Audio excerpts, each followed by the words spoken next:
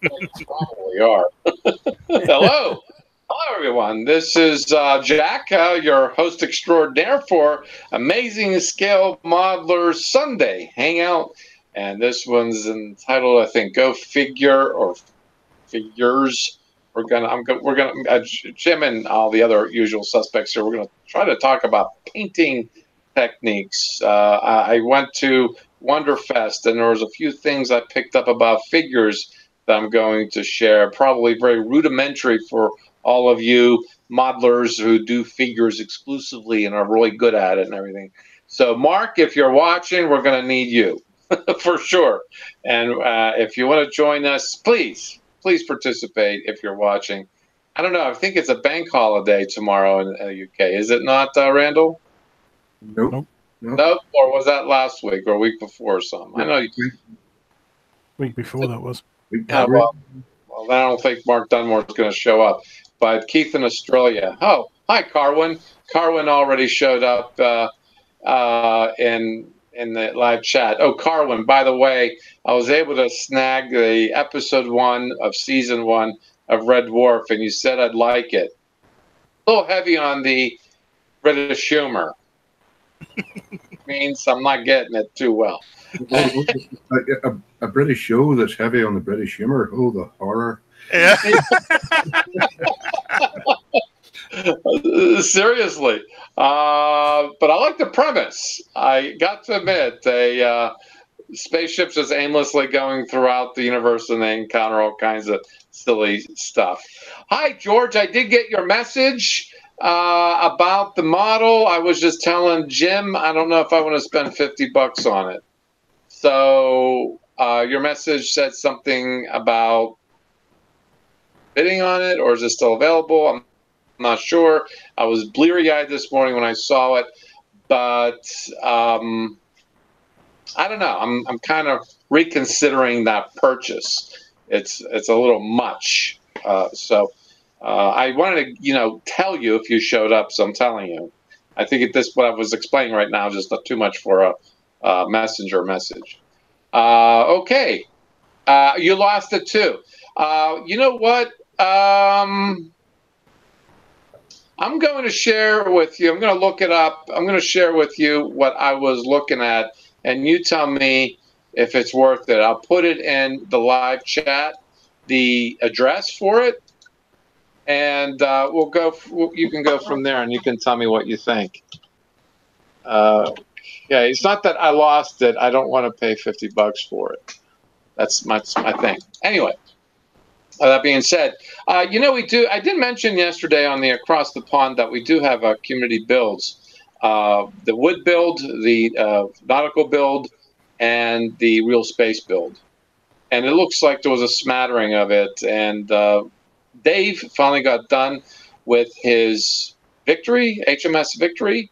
If I can queue up the pictures of his final product, he's become quite the woodworker too, I might add.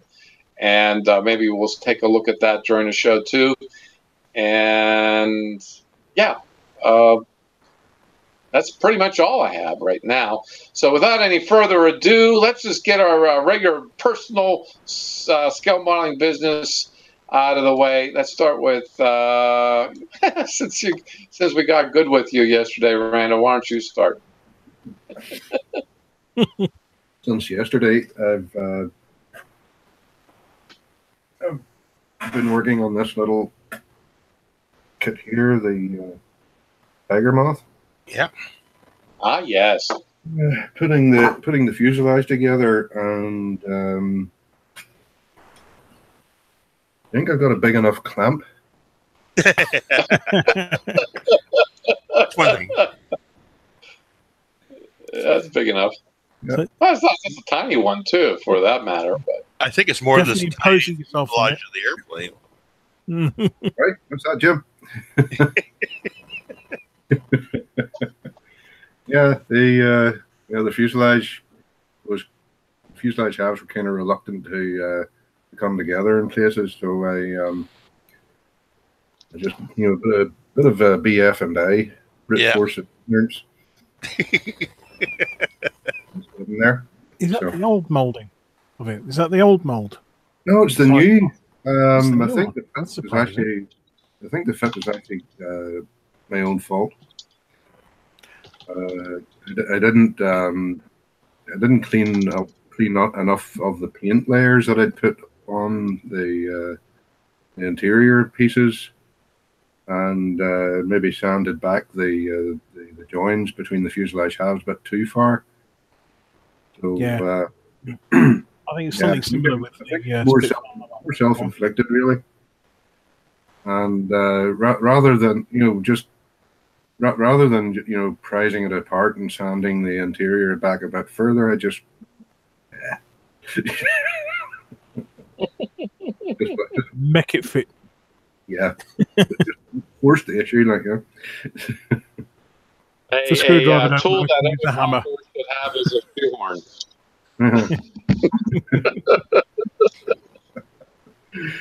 So the funny enough, during the hangout yesterday, I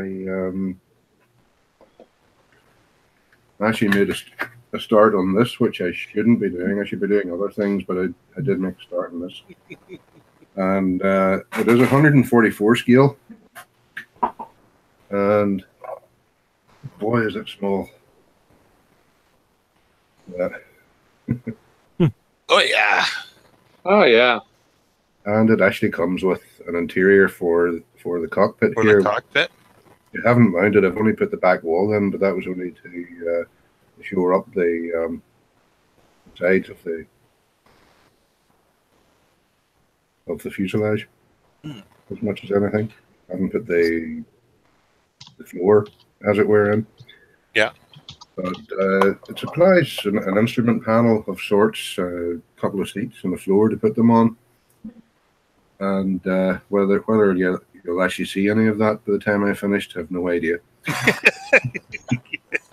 Because the cockpit framing is practically non-existent.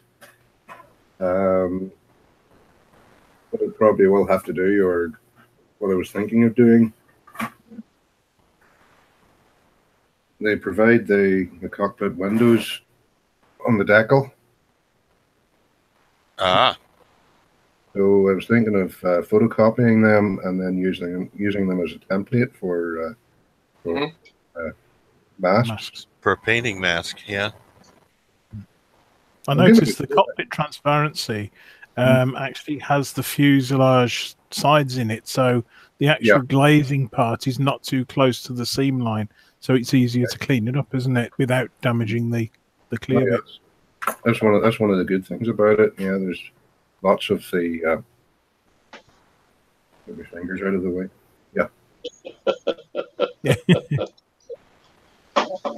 Lots of the fuselage is well away from where the actual windows are. So.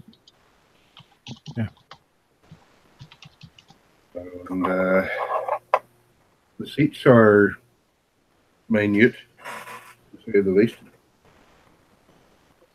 See if we can get the right sprue here. Yep. Okay. That's one sitting in front of my thumb here. So, you think I should have a go at putting straps? Definitely gotta have a harness. Yeah. Oh yeah. You got a figure for it as well, pilot. No, I don't. But I do have a little baggie of N scale. And still figures, yeah. Scale figures, and I'm sure there's maybe one or two seated figures that could. Yep. As for the rest of the cabin, no. Just so you're not going to do the full passenger complement then? No, I think I'll give that a you might pass on that one. We'll see how far I get with the cockpit, and if I'm anyway reasonably successful with that, I might get another one and then do the passenger cabin as well. Or have it configured as a freighter. Yeah, that'd be a better way. It has separate pieces for the rear end, which are like the the split doors of a Hercules. Yeah. Something like that. So I think there is a freighter version out there. Yeah, as I said, that's the ones that we had here were all the freighter version. But yeah. Bit of a mystery here, though. There are the two main wheels. There's the nose wheel, which is attached to the nose leg. But then there's literally a fourth wheel. I think it has a tail wheel, if I remember right. It's in case it... yeah. But there's no mention of it in the plans, and I can't see it in the the decal placement. And so I'm going to have a spare wheel. Okay. They just put it in the back wall of the cabin. Carry their own spares. Yeah. That's pretty much all I've been doing for the last 24 hours. No, less than 24 hours. All right, really cool. Boy, it's been pretty active over at the live chat. I asked, John Pohl showed up, so they're having a chat right now. I shared that link to the eBay to the model kit I was looking at. And John says it's $20 to ship to Canada, but I got to admit, it's pretty surprisingly, it's like $9 from California to here, which a lot of times if I'm getting something from or looking at something in California, they want like, I don't know, $20-$30 to ship. And I just think they're just marking up their shipping costs to make a little more money on their because they attract everybody with a low price and they make up the difference in shipping. I don't know. That's how I think they're doing it.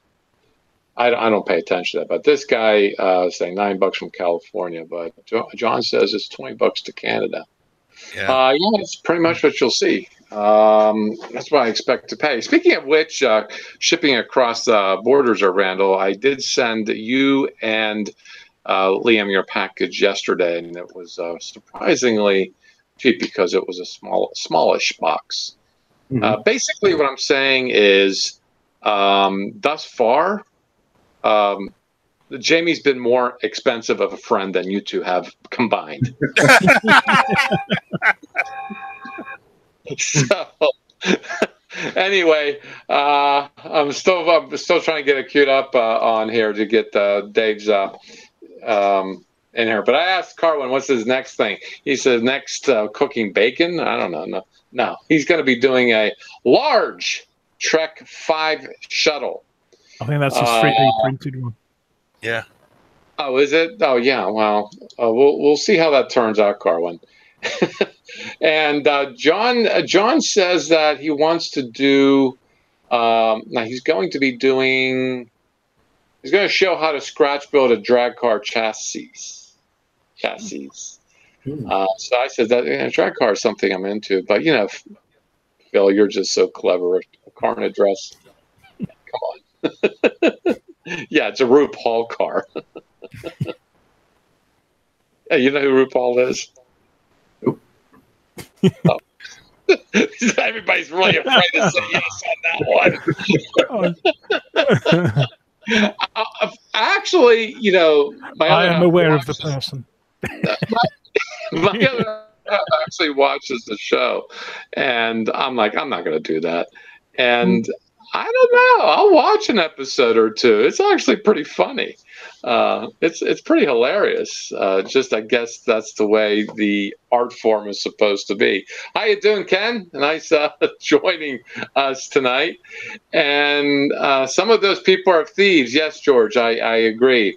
They want a meal and gas in their car. Huh?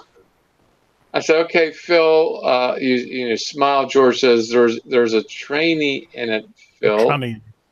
Tranny. Oh, you mean like a transmission. LOL, George, I never thought of that. They want a meal and gas in their car. Okay, got it. That's just, I don't know. Their conversation over there seems a little disjointed. It's almost like guys wearing dresses. Anyway, moving forward, how you doing there, Phil? I'm okay. I'm okay. I'm wearing shorts. Well, I'm wearing underwear, so you know. Someone has to. Yes, someone. I'm wearing pants, and in your language, I'm wearing pants. Yes. Yeah, I've done a little more work on the Millennium Falcon since yesterday. Mm-hmm. I did the bit that I said I was going to do, Mm-hmm. which was the broken off antenna base. I don't know if you can see that there. Uh-huh. Yeah. So I had to scratch build that. No, it's just a direct replacement for that. I also did some more while we were off air. I did some more of the. Just pop another light on. See if I can shed a bit more light on it. I did a bit more of the streaking on the upper surface. I don't know whether you can see it on there. I don't know if that's clear enough. Yeah, it's a little bit washed out, but yeah. So that's pretty much where I've got with that. That scratch built part. Started it yesterday, finished it today. Mm-hmm. Oh, for the antenna mount? Yeah. Yeah, the broken antenna mount. You can see the twisted. I don't know if that's Support frame? Yeah. Yeah. So, weathered it up to try and match it. That's really all I've done with that. I was going to make a start on the figures, 144 scale figures.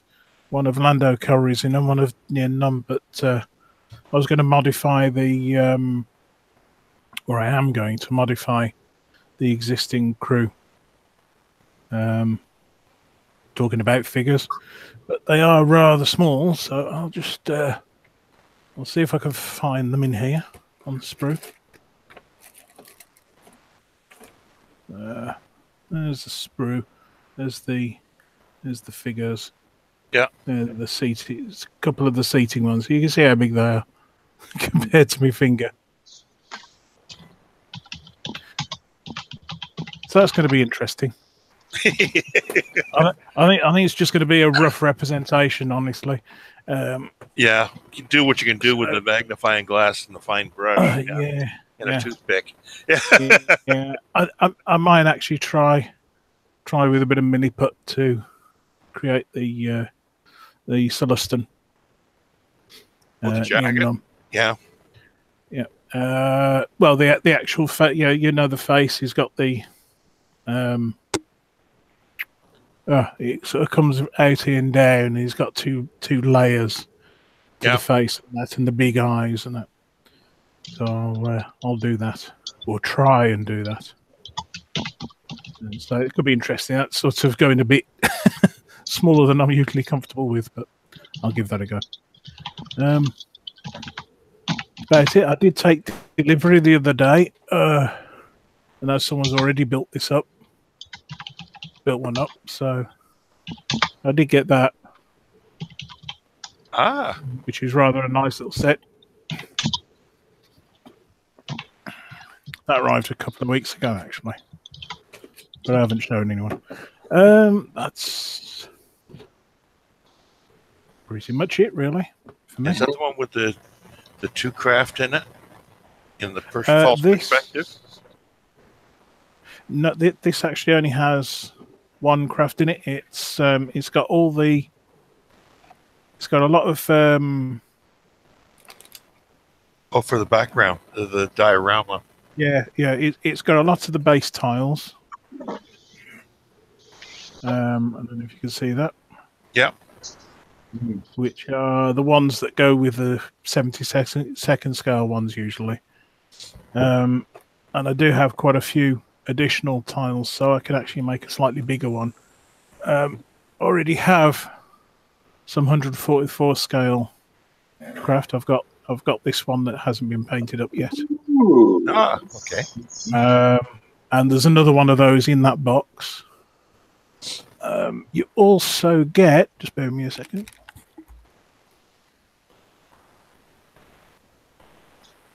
Oh, don't drop things. You also get something you can throw across the room. You get one of these, which I already have one because that came with the A-wing? Or the gun turrets, yeah. yep, turbo laser tower, and there's another tile, and that came with the A-wing set. So yeah, I'm dropping bits all over the place now. That's Search and I've just destroy.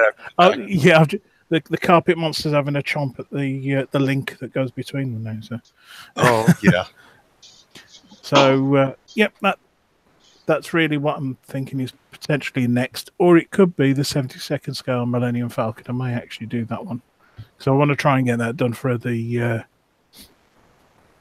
IPMS Nationals in November. So I may have a bash at that 72nd scale, twice the size of that one.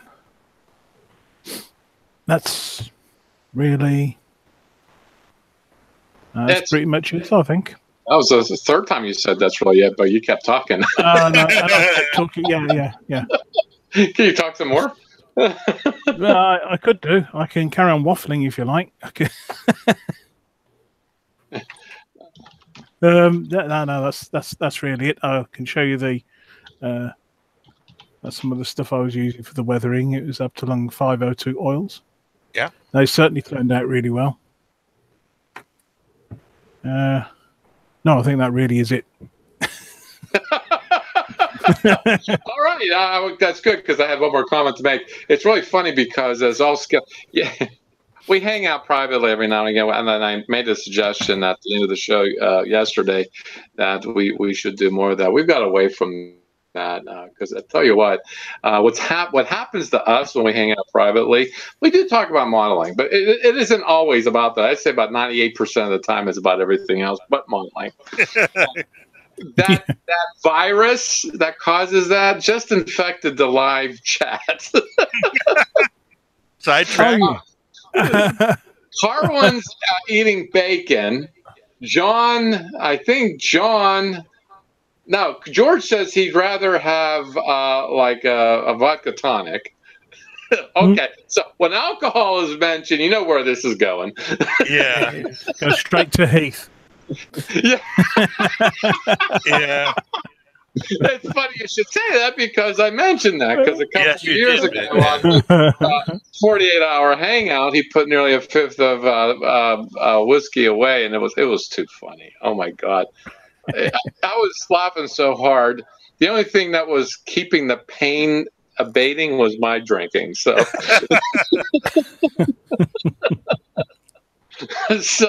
not that we're. You know what? I tell you what. Sometimes you got to switch it up from the model glue. You sometimes got to drink a little bit too. Yeah.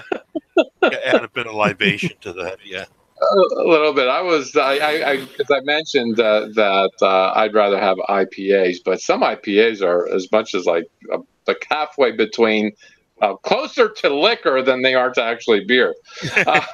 So that's the kind of conversation is going there. That and Carwin's like, damn, forgot the cook waffles. Was that my fault, Carwin? I distracted you from your waffles. Oh no! Maybe it's because I was waffling. Yeah, it's because I made him think about waffles.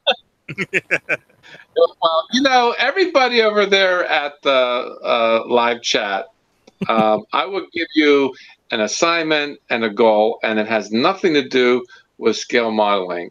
If your computer can do it, I encourage you to get at least a microphone, if not a mic and camera, so that you can hang out with us on the 48-hour Hangout. I think I'll start promoting it now. It happens Black Friday. That is a Friday morning for me, 8 a.m. Friday morning. the day after Thanksgiving. This year, that will be November 23rd. So we go on for hopefully for 40 hours. Last year we made it to 48 hours. I don't think it went on longer, only because it was left to Jim and I to do the count of hours, not to everybody else. So yeah, you can get a cheap headset for about $20. So. Oh yeah, yeah. But seriously, I mean, you could. You don't necessarily need a camera, as long as you can hear us, that we can hear you. We can still have a good time. So if you want to be shy and not be on camera, but there was Joe Boss does that. He does that. He doesn't Just have audio. Yeah. Yeah, he does audio. He doesn't. What's interesting too is if you are doing that, you can screen share on a Hangout. Like if you have a picture of a build, you can screen share. You don't need a camera for that, because when I screen share here, it's through the Hangout application. But no, I'd really like to promote the 48-hour Hangout, because it gives us a chance to really slow it down, get to and be the friends that we are, and we always, of course, indoctrinates anybody new that comes in. And I think we've done a pretty good job of it. But it's a good time. It really, really is a good time. And so, with that being said, I do want to share Dave's, because I've been paying attention to this build for a while. This is his Victory HMS. Oh, shoot, look at that. Victory HMS build. This is off, of course, as you all know, it's from the Facebook community. And he even has LEDs that flash like the stormy background that he's chosen for this. And some sound effects of thunder and lightning. This is video, David. We require video. Yeah, now he needs a screen in the background to actually be the stormy weather with the billowing clouds. Almost make it look like Wizard of Oz. But this it looks like he's used an old picture frame as a base, and he's framed it out, and it looks I don't know. I just think he's done a very interesting job of this, and he's done a lot of hard work on it. There's a nice shot of his tripod in a reflection. Of course, his glass cutter doesn't know how to measure. That's also been an interesting drama that he's been going through. But yeah, I just think the world of him. He's a great guy, really nice guy, and he's super talented too. So talented because his vision is so big, and he just doesn't build models. He creates a vision, which I think is actually quite interesting. Today, I got things going on with Mom. So again, life is always getting in the way. So I only was able to get two coats and a sanding, and then a coat on top of my desk here. In fact, I have my hinges here to make this thing do this. And just kind of thinking about how I'm going to fasten this. And also, if I could move the camera over here, you see on the back edge there's like a board that's stationary. That's not going to move. I'm going to do a little hutch, like had the shelf over my tables. I kind of like that, having a little shelf right above everything and a little cubby underneath it that I can put perhaps containers like this underneath it. So be working on that. And on the back, I'm going to do another little hutch type of thing for my computer screens and the computer keyboard. So I'll be facing this way for all the Hangouts. Aren't you happy I'm not facing that way right now? That's supposed to be funny, but I guess it wasn't.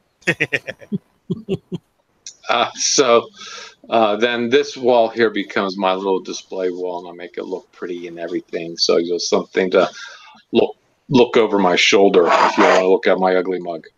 But that's what I'm doing, and it's finishing out really nice. And what I'm using here is Verathane, and I've gotten. Hold on a second. Home Depot doesn't carry the Minwax polyacrylic anymore. This is a little can that I can't remember what I had this for. Not that it really matters, because they changed to the Verathane label. This stuff is milky white. It does not appear to be clear at all, but when it does cure, it is clear. And it's kind of thicker in some way. I don't. This is water based, so they also have an oil base too, which has a gold label on it, or yeah, gold label. I don't know what that's like. I should buy some and kind of experiment with them. You'll need more ventilation with the other stuff. Oh well, certainly, certainly.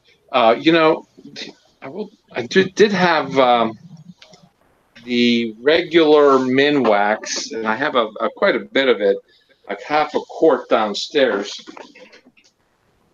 Oh, where am I at? Here I am. I had all the scrap pieces of wood, and boy, I'm trying to get people to think outside the box. I come up with this. Mm-hmm. Okay, all this is just scrap pieces of 1 by 3, 4, and I glued them in that pattern and sanded them, and this is finished with the Minwax oil base. And this is the difference between the water base and the oil base is very interesting. This is 3 coats. This is 3 coats. It could use another 2. I'll probably do 1. This is why the Verathane is so interesting, is because if you use the Minwax, you're putting like 6, 7 coats on this and sanding in between, which is a long time doing to get a very similar finish as this. But the thing about the oil, as far as the Minwax is concerned, it casts an amber glow. If you want to get away from it, the Verathane is perfectly clear. And I don't know if it'll yellow, but we'll see that it yellows. So I made a little holder to hold it this way because I'm going to see if I can make a clock out of this. Get a clock mechanism and make a clock, because I was given, Jay couldn't be here. He had family matters to attend to. I thought he'd make me a clock. He said, I'm not going to make you a clock. And he said that he'll send me the graphic to his, well, it's a shop card, but he's never made shop cards, of his evil duck. Let's see if I can share this. Come on, where are you? Here it is. Yeah.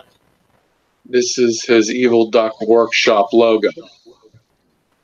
Tony McCash designed this, from my understanding. He's another member that comes in and out. He usually shows up for the 48-hour hangouts too. At least he shows up. He shows up every year to make sure that we know he's alive. I think that's the reason he shows up. But he actually designed the original logo, which one of these days I'm going to make into a shop card as a nostalgic thing. But I'm going to make this into a clock. That should be the background for, so it'll be basically just hands going around that face, is how I'm thinking of doing it. There's also, too, I've seen in electronics that you can get an LED readout and make a clock out of that, and you can actually have it shine from behind. That's an idea, too. Maybe make it a digital clock, but that's going to be a clock. And then I don't know, make Jay a little jealous. Jim. Yes. Let's talk about you now. Okay. Well, I got into the crack and open part of the parts for my little wood build there yesterday, and I figured, oh well, I got to go through and I picked this one piece up, which I thought was part of the keel, but it's not. And I thought, oh, it's got a little bit of a warp in it. So I went all through all the process to flatten it out. And then I come to find, no, it's not part of the keel. It's part of the inset of the hull, and that. So it's got to be flexed anyway. So it really didn't matter. So I went through all that process and wasted all that time to straighten it out. Didn't have to. So that's fun things. Hello, Carwin. Your part there. Oh. Can you hear me? I can hear you. Yeah. Yeah, I can't find my camera lead to make my camera work, so I've only got audio. Oh, it's okay. It's okay. Yeah. We don't need to be looking at your ugly face. I'm eating bacon. Yeah. Yeah, we don't want to see you commit cannibalism either. So. No, it's all good stuff. It's all good. So, yeah. Sorry, Jim. That's okay. Yeah. So, Bacon takes precedence.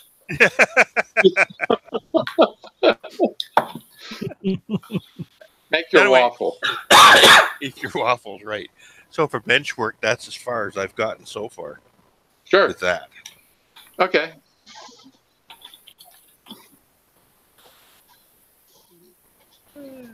Did my camera just flick on? No. Yep. Yeah. Nope. Nope.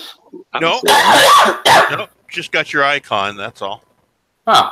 Groovy. I know this damn thing's knackered.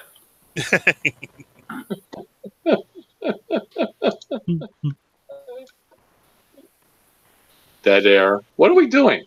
What's I don't happening? Okay. I went through and did what I did for this weekend so far since yesterday. So Okay. that's what all the bench work that I've got done on. Oh, okay. And unless Carwin's got something to add for work. Well, what I've been up to is I'm working on my new thing for YouTube. My new show for YouTube. Yeah. It's gonna be a couple of things. I've got at least 1, 2, 3, 4, 5, 6, 7, 8, 9. So I've got at least 10 episodes blocked out. Nice. Which is good. Which is going to be it's going to be a mishmash of stuff. So it's the format that I've worked on and why I've changed it from how it was to what it's going to be now is that the first part of it's going to be covering model basics. Yeah. So it'll be talking about why you have the different tools, why you need to use different tools for different things, and then it's going to be a complete build. Yeah. As well, so that's why I'm doing the. Let me just see if I can screen share this at the moment. What am I looking for?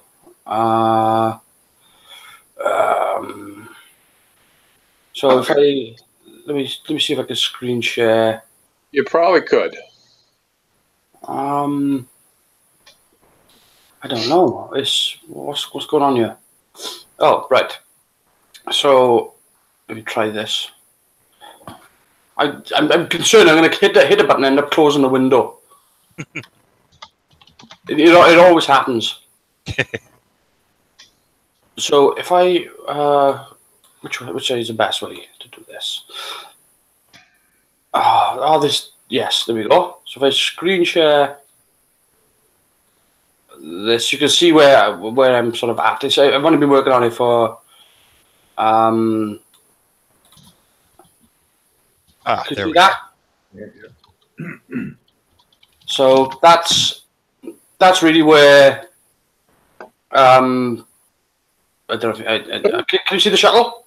Yes. Yes, we do. Yeah, we see it. Right. So this is where it's at now. I've only been working on it a couple of days.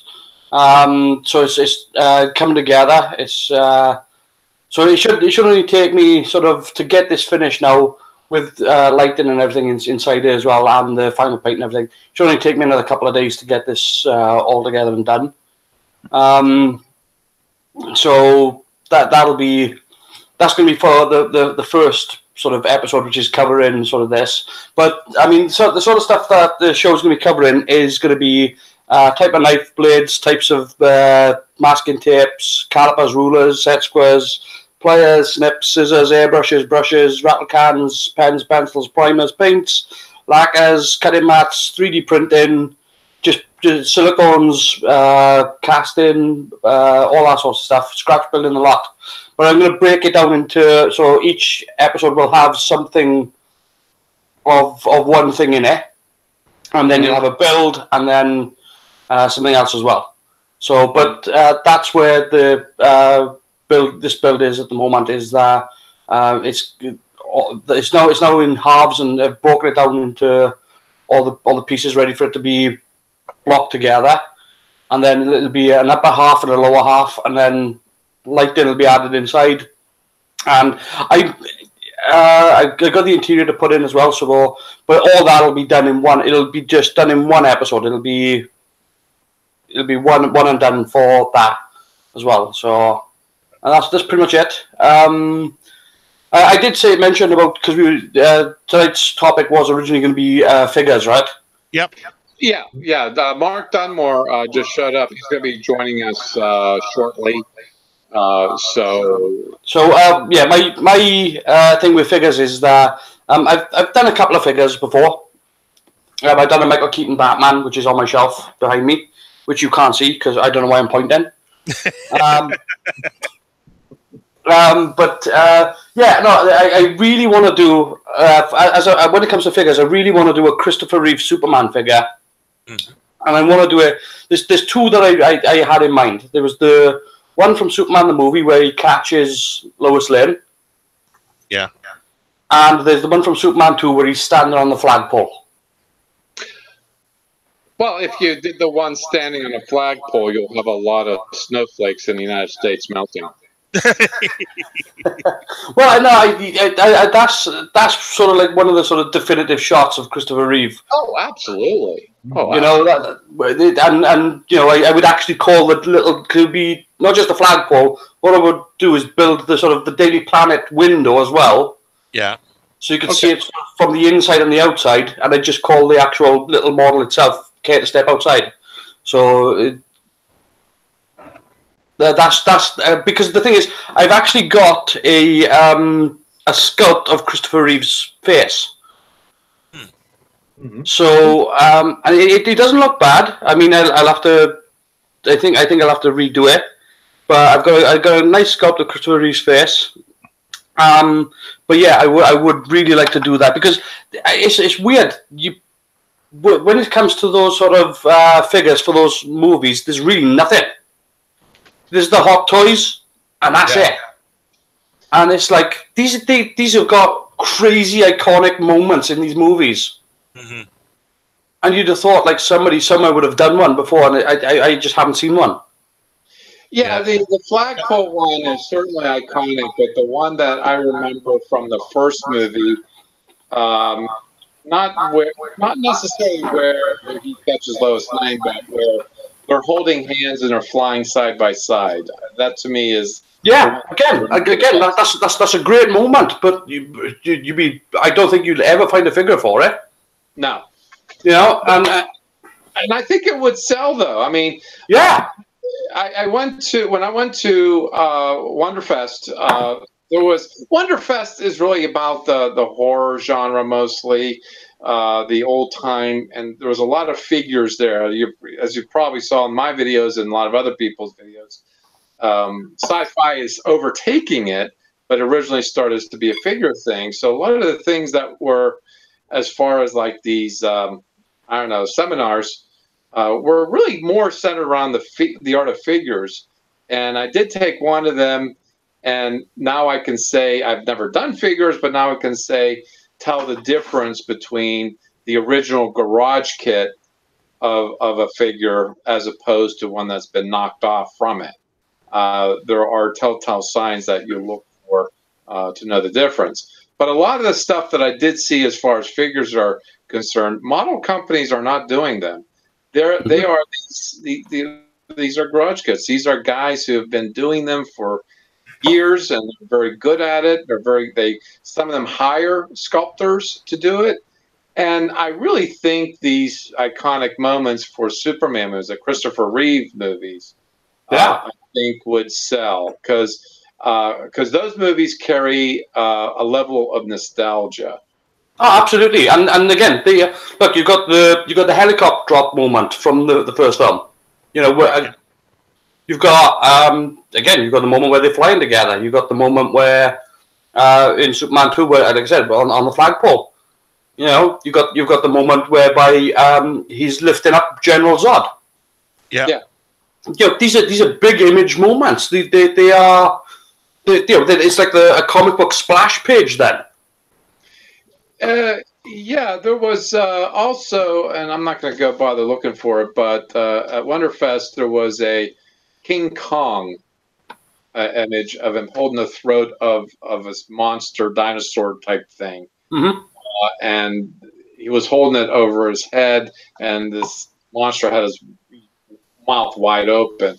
I thought that was very interesting. And then I saw the movie about maybe a month or two ago, and that appears in the movie, the last King Kong movie, with these spirits monsters coming from underground, I think it was, or something like that. And he was battling one of them. And there was a sculptor and a garage kit maker who had captured that movie moment.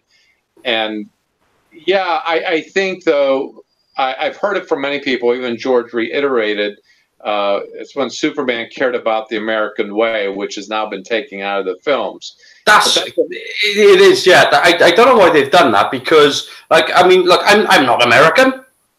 But even I know that's what Superman stands for. Yeah. You know what I mean? It's always been truth, justice, and the American way. That's what he was raised on. He was a kid raised in Kansas, for crying out loud. Yeah. The absurdity. Yeah. And certainly I've seen one of those newer ones, and especially where he wears a dark costume or the uniform, I didn't like. I have to admit, although comic bookish wise, the whole appearance might be a little better these days because it's more cutting edge. But the Christopher Reeve ones, I mean, the guy was 6'6", and he had to put on some poundage to look like he's Superman. Mm-hmm. And that's when that's where actual work was done to make him look halfway. And there was not Christopher Reeve, George Reeves in the TV show. Yes. And there have been classic moments there too, and you could just probably make out the wires that hold his cape out. Yeah, his cape, and those I think would sell better as figures than. I have to admit, I have not seen too many superhero figures from the current films, but I think they would. Well, actually, I take that back. The finished figures. There was, but not in the marketplace. The finished figures. They've done quite a few Marvel ones. Marvel have definitely knocked out a load. But as for the classics, I mean, like it got me excited when when Mobius done the Batman 66. Yeah. That because and I still got to get my hands on all those for sure because. Adam West. Growing up, Adam West was my Batman. And then he became Kevin Conroy, and it's been Kevin Conroy ever since. And if you're wrong, if you disagree with me, you're wrong. It's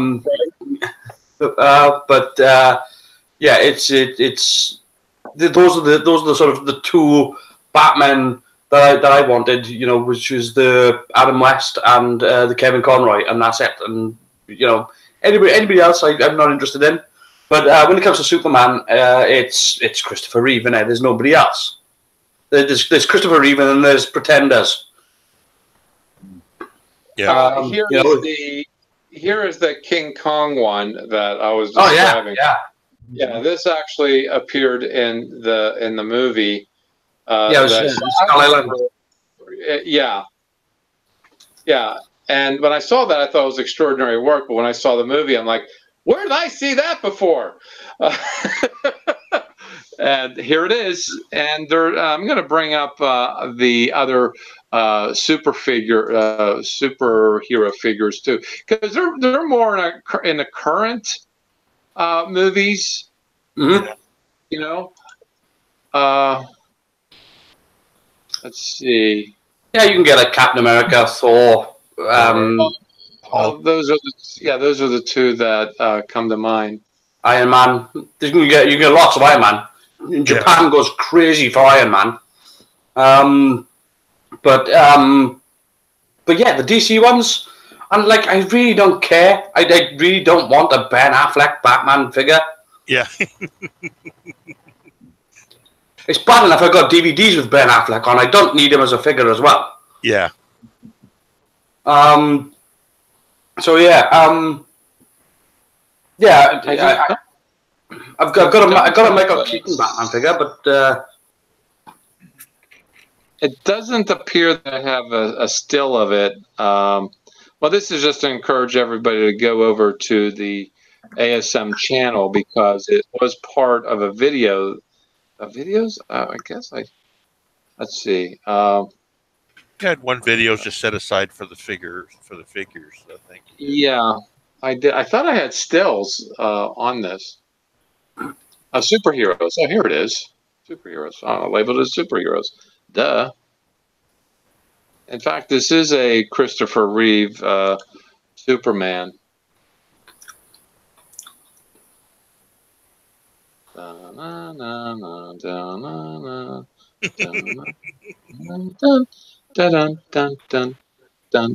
dun. Come on. You know what? I gotta get rid of this because my camera balance is good. Yes. Here it is.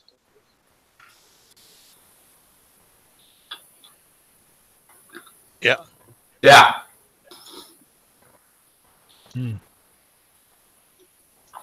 That's what I mean. It's a nice looking figure, but it's just Christopher Reeve Superman. There's no, you can't assign that to any moment from any film.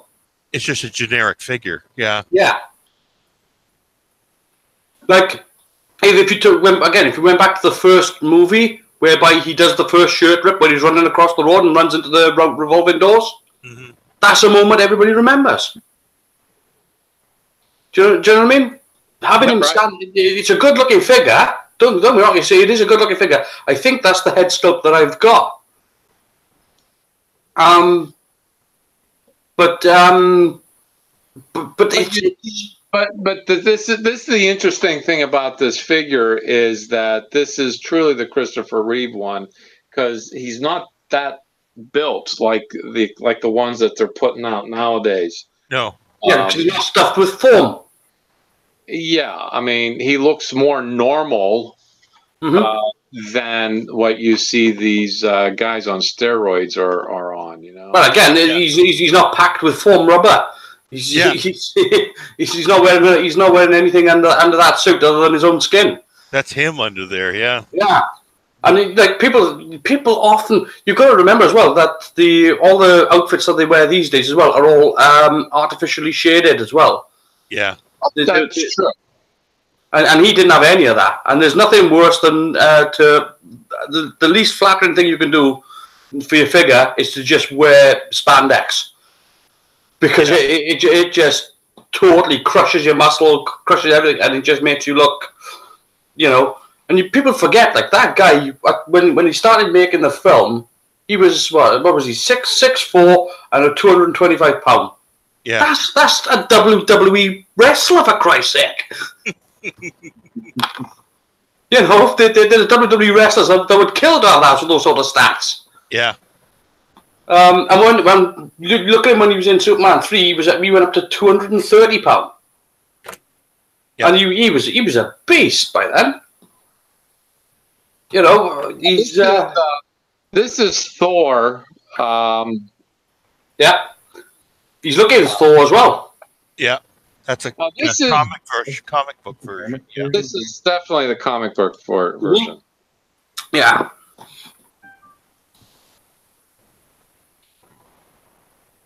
Yes, it is. Oh, nice on the helmet. There, a reflection on the helmet. Yeah. Yeah.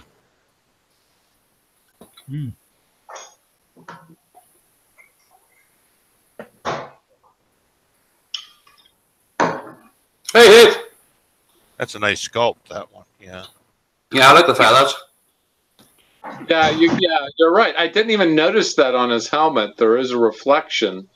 Very well done. And what got me was the hair.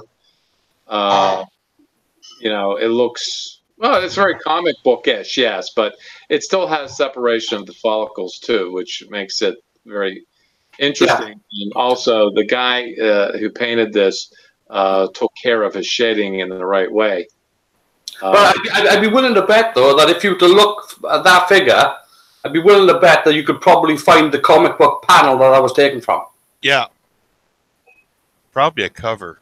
Yeah. And this, as you probably can tell, this figure is probably about 18 inches tall off the tabletop. Yeah. Yeah. This is big. This is a big-ass figure. This is really big. And also, let's see, since I have this up.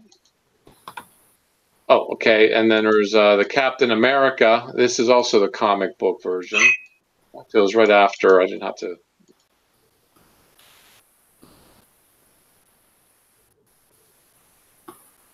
Oh, nice. Yes. So here you have the matte finish on his costume, but he's got the shine on his shield. And it does look like he's got Iron Man's head in his hand. Yeah. It does, yeah. It is Iron Man. It's Civil War. Yeah. Yeah. The coloring in this is extraordinary, the flesh tone. So... Yeah, it's very nice. That's nice. Intensity there. Look. Yeah. All right, and I think, let's see if there's anything else. All right, I got, it looks like I got better photos of the Superman that you're talking about. But it would be nice, I mean, I think some of these sculptors are more than willing, for a price, sculpt something and make something. This clicked on too.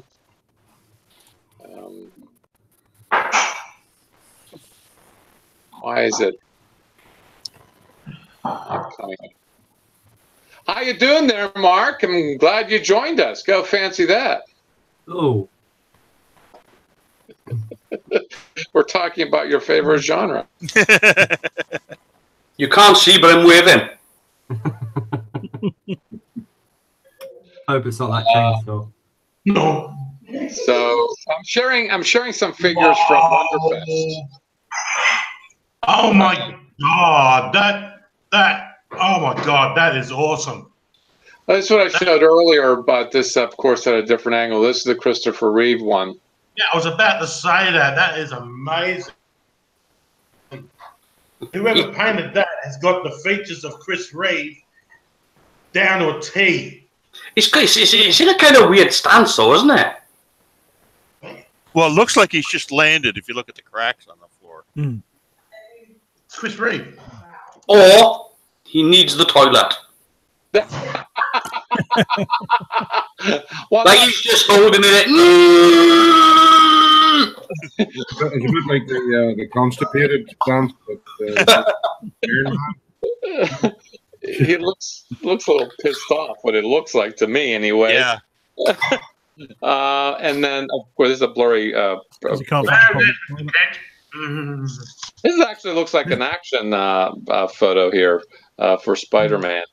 Yeah, that's a bit blurry. That one, that's brilliant. I like the newspaper. The newspaper says Cape Wonderstone City.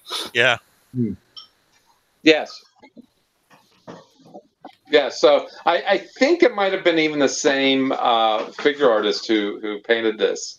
Yeah. Certainly the flesh tone lets me to believe that it is the same person. Yeah, yeah. Oh, no, look, it's great work and it's fantastic stuff. I can't get one. Okay, so Mark, how do you get a flesh tone like this? Much trial and error. Easiest way would be to use the life color paints. They do a flesh set, which is pretty good for more human-like flesh tones. Right. But which make do you use, or do you recommend anything that has like a set of flesh tones that you can probably do? Yeah, the life color ones, which Phil's holding up. Oh, there's a selection. There's 1, 2. There's 6 in the set, starting at the darkest shade and going up to almost white. But you get to mix those to make it to give your own tones, is what you're saying. Yeah, you thin them down and blend them and layer them. I personally, I go for more anime cartoon style, so I mix my own from like Tamio, or I've got these lacquer based paints which friends made for me. Which I mix most of my flesh tones from now. Well, maybe I could do something like keep away from the flesh tones. Maybe I could do something like this, which is so far departed from flesh tones. It's got a lot of shading in it.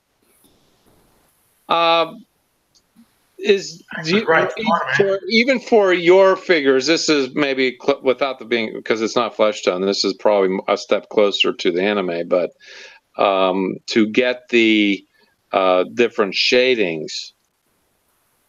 This is done by airbrush. This is airbrushing, is it not? Yeah, it's pre-shading, a lot of that. Yeah.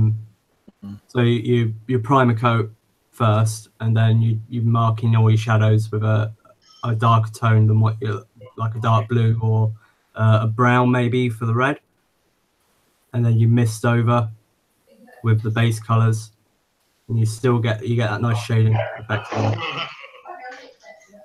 Okay. I think I've still got Batman, haven't I? Haven't I got Batman? I did not see any Batmans there. Oh, well. I was just talking to the lovely wife. I see. The lady Colonel Senior. I see. So, Jim, what did you come up with in your travels?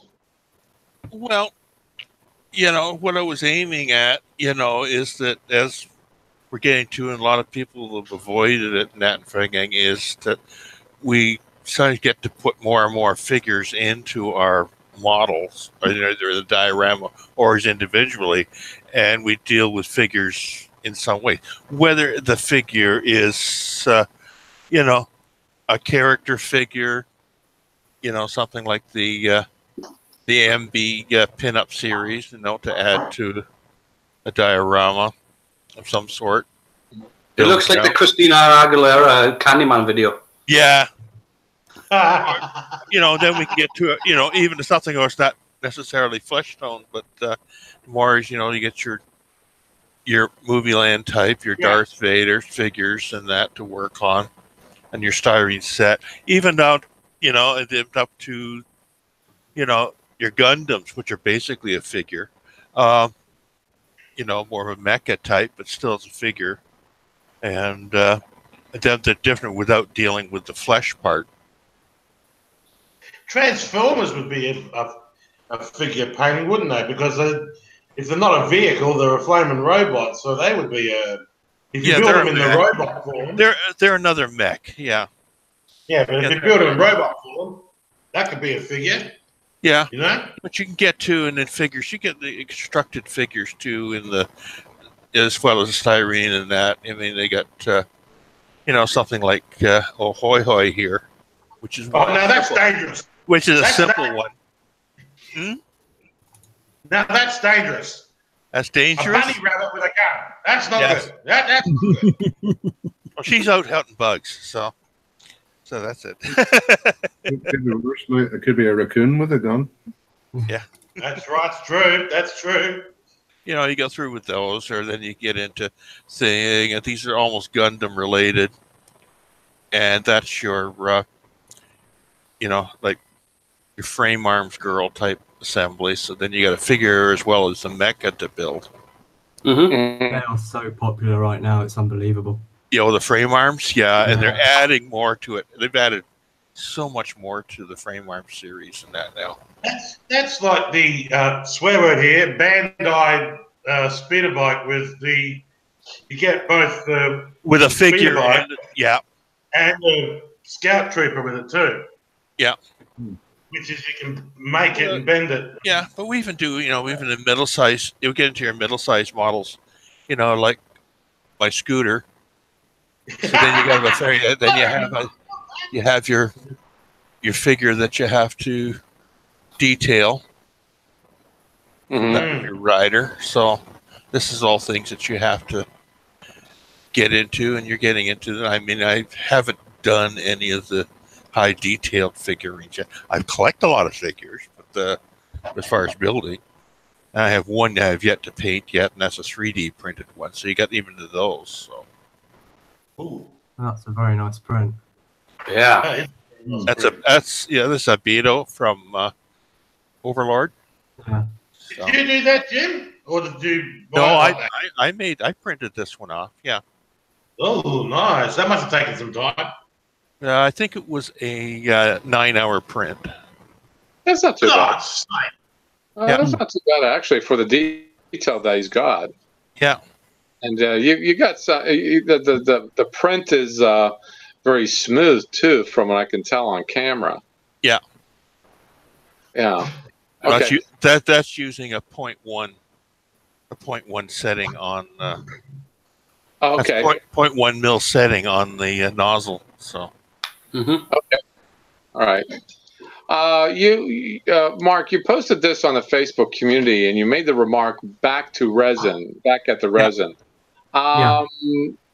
You mean to say that the figures? I thought you pretty much worked in resin, or is it just, I don't know? Is it vinyl or resin? That's resin. I just been hitting up a load of plastic, and I needed a break, so went back to the resin for a change of pace. Yeah, thanks for the input yesterday, because I don't know these characters, but Jim has a familiarity with them. But your live chat certainly helped identify her. Yeah, Scathlatch from the Fate series. So, okay, from this point, this is just the resin. And you're going to prime this. Is there anything particular anyone should know about priming? Just make sure it's been washed. These are resin casts, so they've got a lot of mold release on them, which will affect the primer. So just like warm soapy water, give them a good soak, and then a bit of a scrub. Rinse them off, and then they're good to go. Mm-hmm. Okay. Do you recommend the same primer of the paint brand that you're using, or is that something that you can take liberty with? Primer is as long as it's not Vallejo. I don't like Vallejo at all. It peels too easily. The Badger Steinres. Yeah, the Steinres. Yeah, the Steinres are fantastic primers. Yeah, or the UMP, which is the same stuff that Phil's holding up there. It's really good primer. Again, I'm using a lacquer-based primer at the moment that a friend of mine has mixed me up a batch for. He works in a paint factory, so he's hooking me up with a lot of freebies at the minute. Well, Vallejo does work well with styrene, so it doesn't work well with resin then. I don't know, I just can't get on with Vallejo. I've tried many times. I don't know what's going wrong. I just can't get it to work for me. Through an airbrush. I've heard that from people, that the Vallejo primer, and it's occurred to me on. Well, it's only been on photo etch that I've had problems with, but photo etch is. Yeah, the Vallejo primer tends to go on thick, So it's almost like it's laid on top of the model, and it doesn't seem to have any bite to it. Interesting, because I thin the hell out of it. Even for my regular builds, I do a couple of coats of primer, and I thin it by maybe 1 part in 20, maybe more than that, maybe 1 part in 30. Yeah. I thin it. And in fact, it goes on pretty translucently. And I found that when it's thinned out that much, it adheres a lot better. And it's not thick, and you're thinning it out considerably, and it seems to stick better when it's almost like a wash, in a sense. But I've painted. Well, this is all because of styrene. It does well with styrene, but I don't have any vinyl or resin that I've ever used. I've used the primer on Neil Wooding's resin, and it seems to be fine because I think his resin models have a very slight texture to them. Yeah. A lot of those are also. I don't know if did you do his speeder bike? No. The Orca bike, because that was a 3D printed master. And then it was cast from the 3D print. So there's a roughness to the surface, which helps with adhesion quite well. Yeah, it's the same thing with his cryo chamber as well. Yeah. Okay, that's the only one that I've done is the cryo chamber. The only one I did. Yeah, those. You're saying that was 3D printed too, Carwin? Yes. Okay. All right. Boy, that's actually kind of strange. I do have the medical somewhere. I put it away. The medical thing console too, and a couple of cryo chambers. I'm going to make a diorama.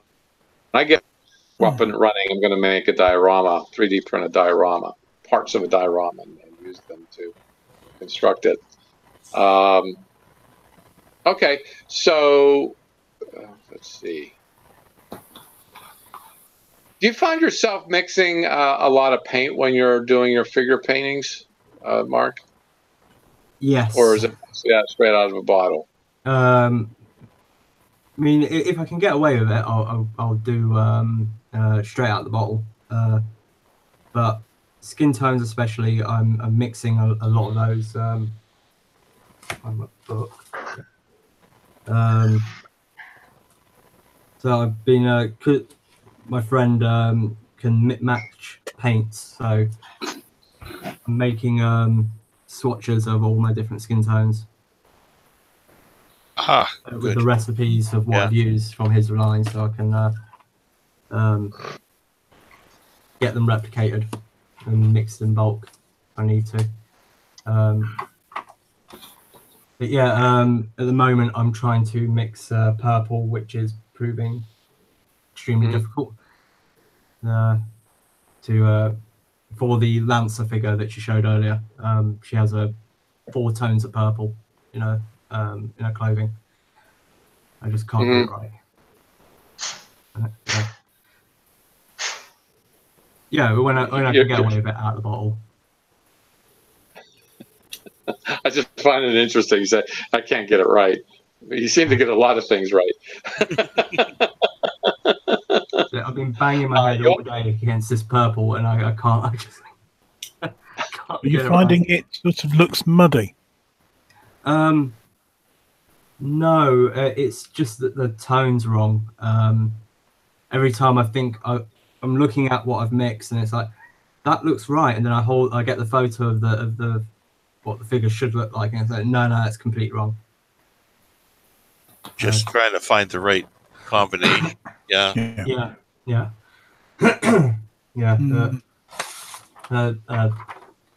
Today's efforts all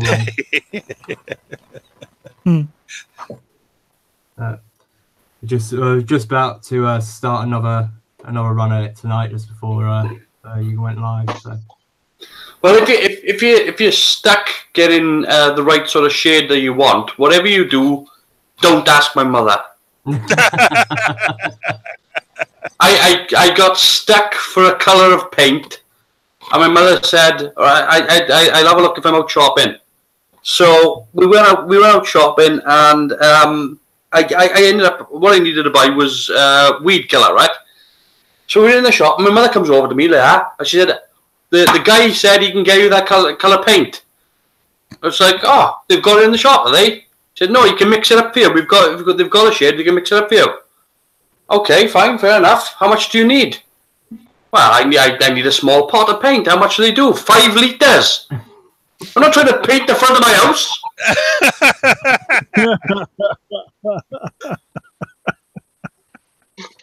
I want a small pot of paint. So I can paint a pipe. I don't. That's an awful big figure because paint the side of your house. Yeah, paint the side of your house. Yeah. This is your more recent figure that you've posted. Yeah. Ray, yeah.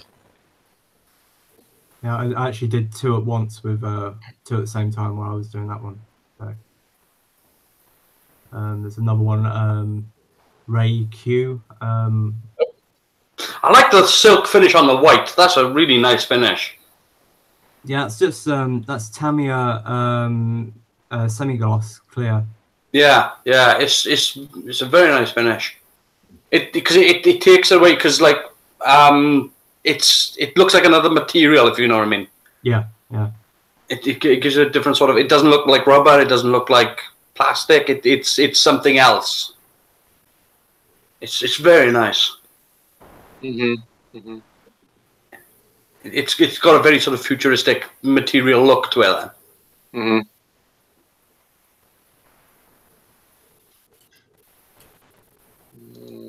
Okay, and got a Gundam here too. It's not a Gundam. Oh, that's an Angel. That's part of the same show. It's the Angels. Evangelion. See how well versed I am. It's an angel. Oh yeah, it's got that. Halo. Yeah, it looks like a halo from a church play. You know. My only problem with those sorts of figures is the stands. They just look really painful. Yeah. Especially when you see it from the back. Oh, someone's getting a prosthetics in. Worst landing ever. I mean, it's not looking too happy. Yeah. You know, whenever I go to England, share a pint with you, I'll be sure you'll have a bar stool that looks like that there. Oh, you meanie, Jack. You meanie. Oh, that way he'll be sure to drink a lot to, take care of the pain.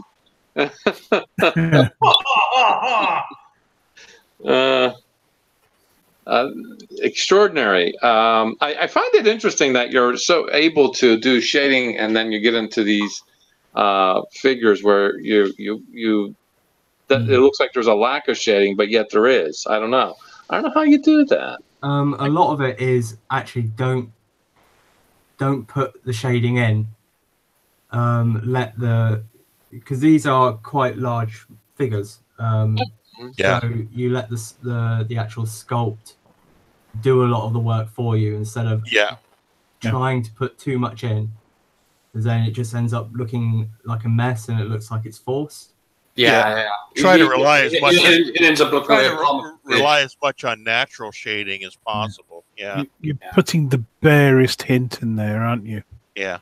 Barest suggestion, and then let the sculpt do the rest. Yeah, because that's the thing with something like Warhammer figures, because they're so small, you've got to force the shade in. Yeah. So because it's it's really difficult to sort of they're only what, 1.5 inches tall. Yeah.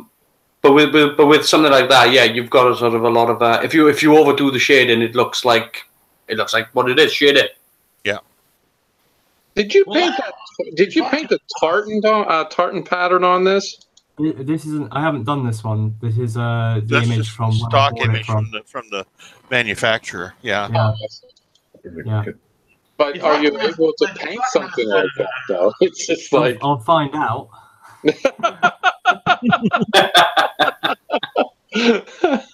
All right, very good. I think on that note, let's see if there's anything else on the Facebook that I can conjure up as far as figures. There's some. Halloween is a big time for figures. I found. I just ask a question. Is it true that you have to basically? I was watching Adam Savage, I think, a couple of months ago, and he was trying to paint a master action figure, and he was saying that you have to paint the whole thing like the way you get dressed. Like, you know, it's skin color first, then you put the color on the, if it's wearing an outfit, then you put the paint on the outfit, and then so forth and so forth. Or is it, can you do it the other way around? Well, it's really, it's up to you. The benefit of doing it like the way you get dressed is generally, and apart from there are some completely nude figures, is that when you paint the flesh, then you can mask that off, and it's less to mask off than if you were doing it the other way around. So yeah.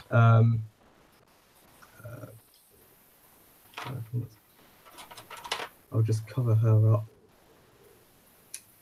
So you see, I don't know if the lighting's very good. So you see this. Right. This is my death figure, which I'm doing for the Halloween group build. Oh yeah. There's very little actual skin going to be seen. So if you paint that first, you can mask that off. So all the rest can be. It's less masking to do. So you don't have to worry about masking all of the clothing off first. You know, then do your flesh tone over. Strange place where to keep our horns. Yeah. Take somebody's eyes out like that. But yeah, it's there's really no. It's just how you feel comfortable doing it more than anything. But that's the way to do it more efficiently and with less work. Yeah, what seems to be more efficient for what you're doing and what you get used to doing, actually. Yeah. It's not only that as well. If you've got a figure that's wearing something like a dark clothing, and you've sprayed the flesh black, and then you've got to bring it up to some sort of flesh tone, then it's going to be much more difficult to lighten that up. You can be put on more layers of paint, so it's going to make it. If I get if I get like this albedo figure, when I start to paint that, there is so much skin that's hidden behind hair that's visible and stuff like that. So you're better off to paint the skin first, then work your way out. That's just what I thought, yeah. Because the only figure that I've ever really done is this. And that's the styrene kind. Yeah. Yeah, but the flesh tones on that are spot on. Right. Well, you know what that is? I just thought it was funny that you were talking about flesh tone. You held up a stormtrooper, but no, the same would apply there, though. The same would apply there, I would think, is that you'd probably want to do the black areas because they're recessed, and then maybe mask them before you do the white. Of course, putting white over black is a pretty odd. Well, this is the band on, so it's already been colored. Am I far off from that? Because as you were saying, Mark, you do the smallest areas first, and then you work your way out from that. Or in that case, the extreme color, the white is hard to cover the black. It is. So in that case, you're better off to paint the white first, and then do the black on top. Yeah, because if you go back to what Mark was saying earlier, what you'd end up doing is a sort of a form of pre-shading. Yeah.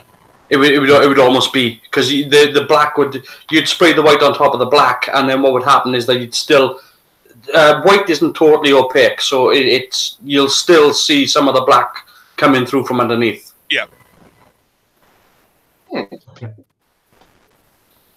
I mean, it's great if that's the look that you're going for, but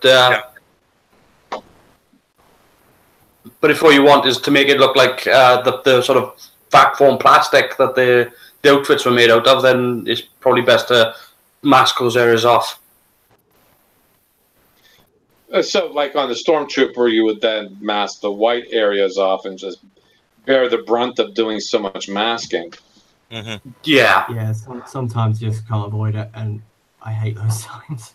Well, I've got a Darth Vader one as well that I'm still working on. I tell you what would probably work really well for a Stormtrooper figure is actually using liquid mask. Yeah. Because you could just paint the liquid mask over all the white parts, and then once you sprayed all the black and everything, it'll just peel straight off. Just peels off, yeah. I mean, of course, one of the good things about the Bandai kits being snap fit is because the white parts are white, the black parts are black. You can make sub assemblies, paint them separately, then put it all together at the end. Yeah, yeah. Or you can make a totally different regiment of Stormtrooper. Like they've got the 501st, the 327th, and they've got like they've used all modern type numbers for regiments and stuff like that in the Star Wars universe too. So that's quite fascinating. But I've seen some guys actually do their own type of squad of Stormtrooper, and they've actually painted like down the middle of the helmet and then spread out across the eyebrow line, and then they've painted some parts of the uniform like blue or red or green or sort of to make it their own. I want to get a Stormtrooper figure. And the diorama that I want to do for a Stormtrooper figure isn't actually from a Star Wars movie. I want to get a Stormtrooper figure, and I want to have him standing on the steps outside of San Diego Comic-Con.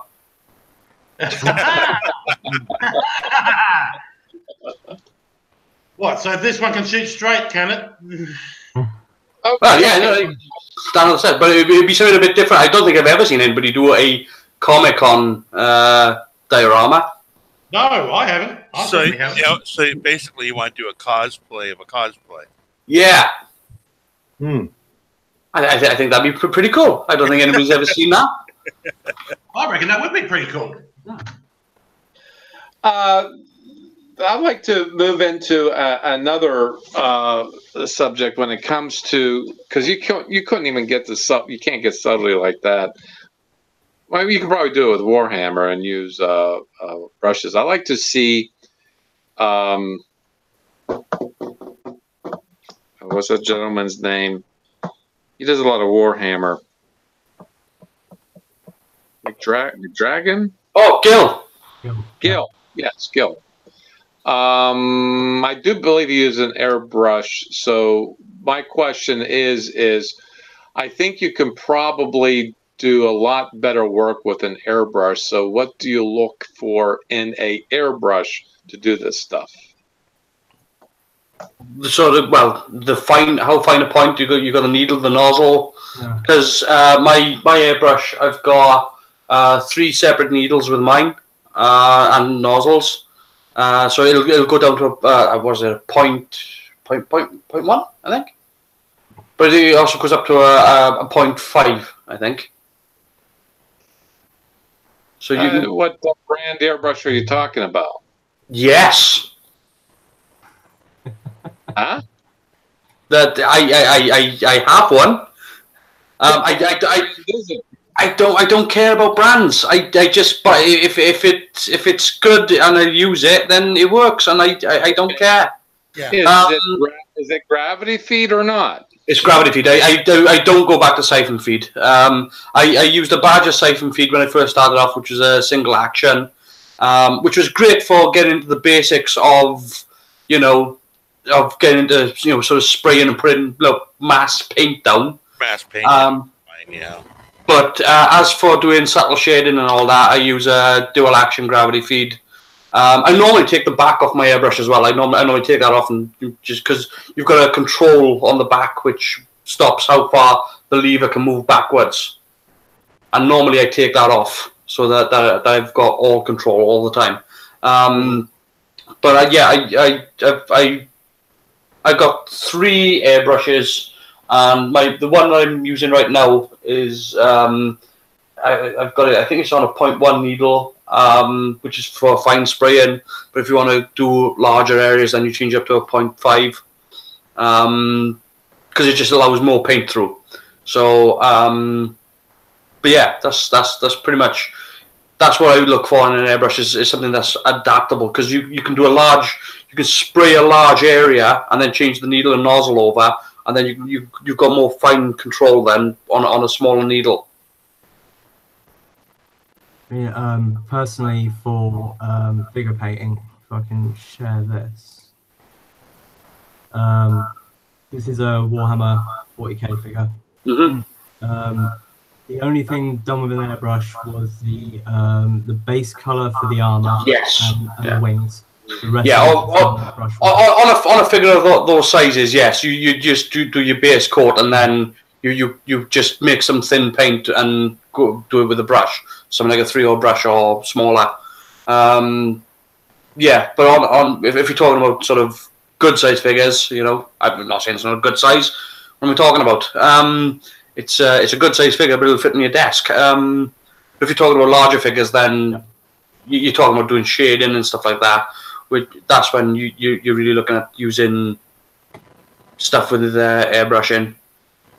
Yeah, anything larger than like wargaming scale figures, you know, the rank file. So it's mostly airbrush. Anything smaller, anything around that size and smaller is mostly brushwork after the initial primer and base coats. Yeah, because I mean, Warhammer also do the larger figures as well, don't they? They do the Night Titans and stuff like that. Most of that you can do it with a brush, but it'll take you forever. So yeah, a lot of that's just is done with airbrush.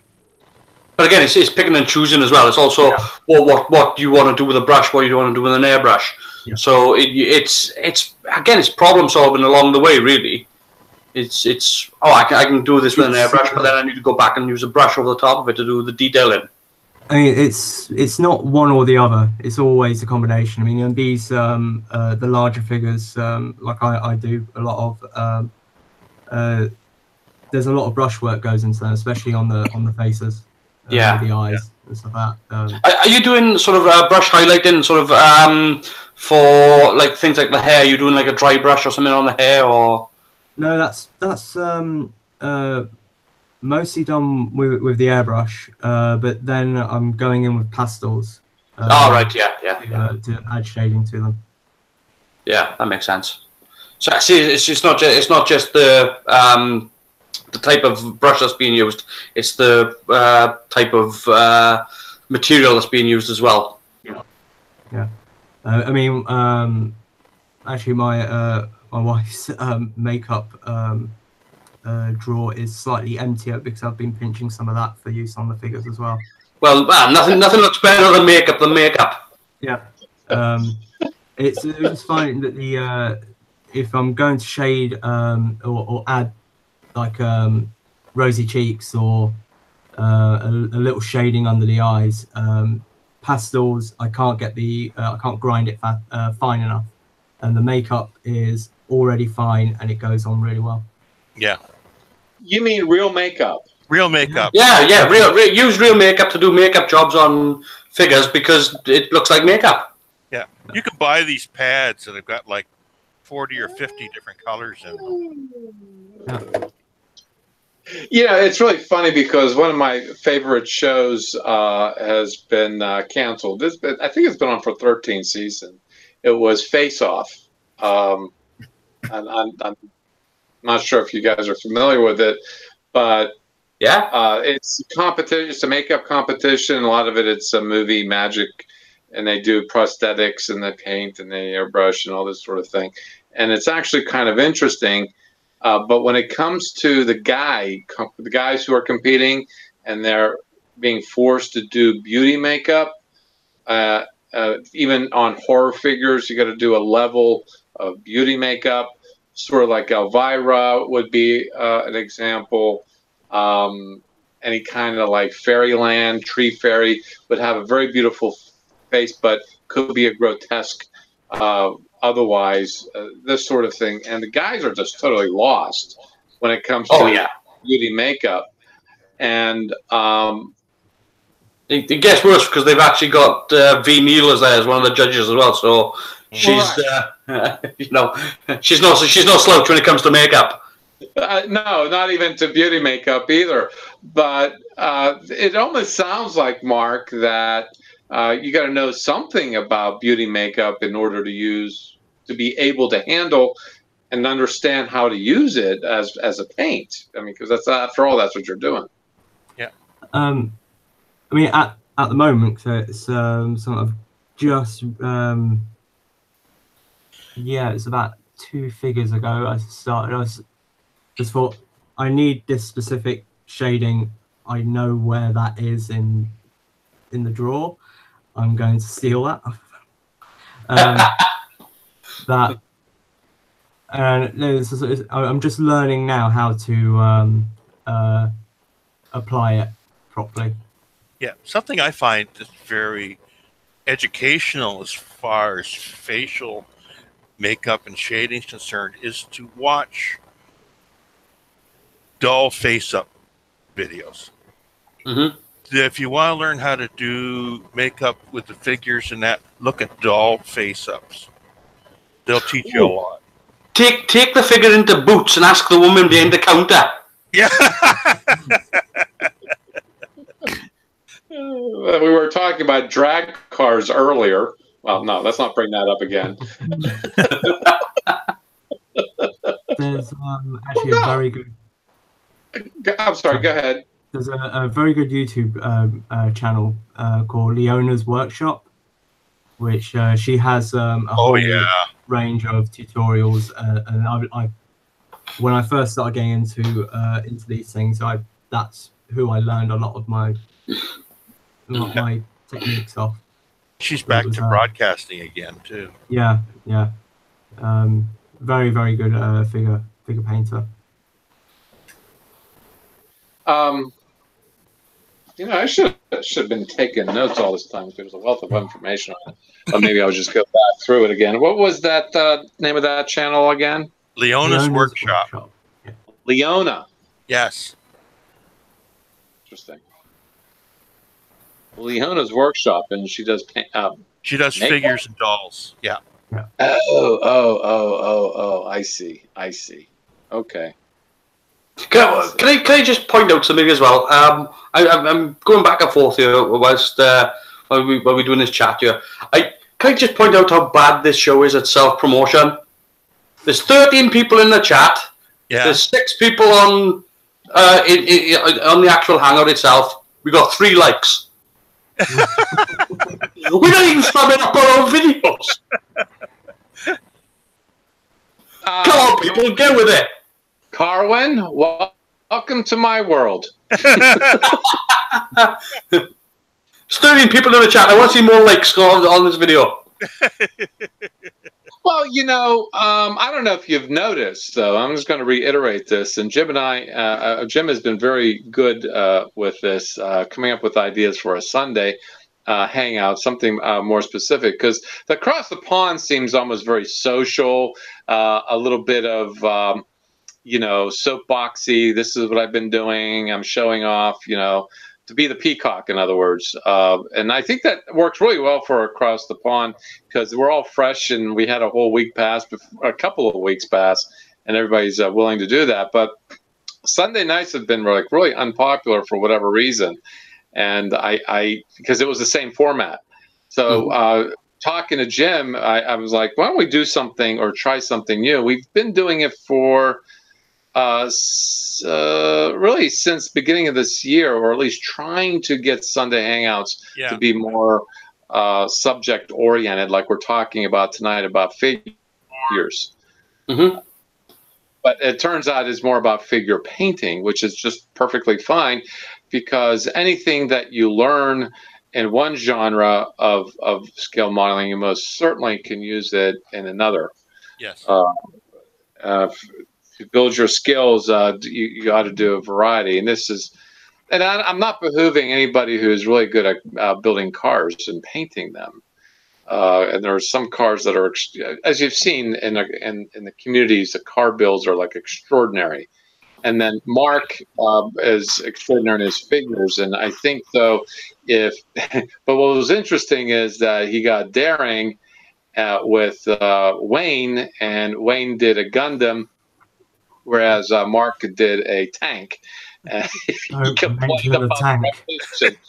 You complained about the repetition when it came to a tank. That's certainly not what you were used to, but I think Wayne probably had a lesser of a leap than you did, Mark, because I don't know much about figures. I know sometimes a figure can consist of 3 or 4 parts that you put together. But a Gundam is more related to armor, so yeah.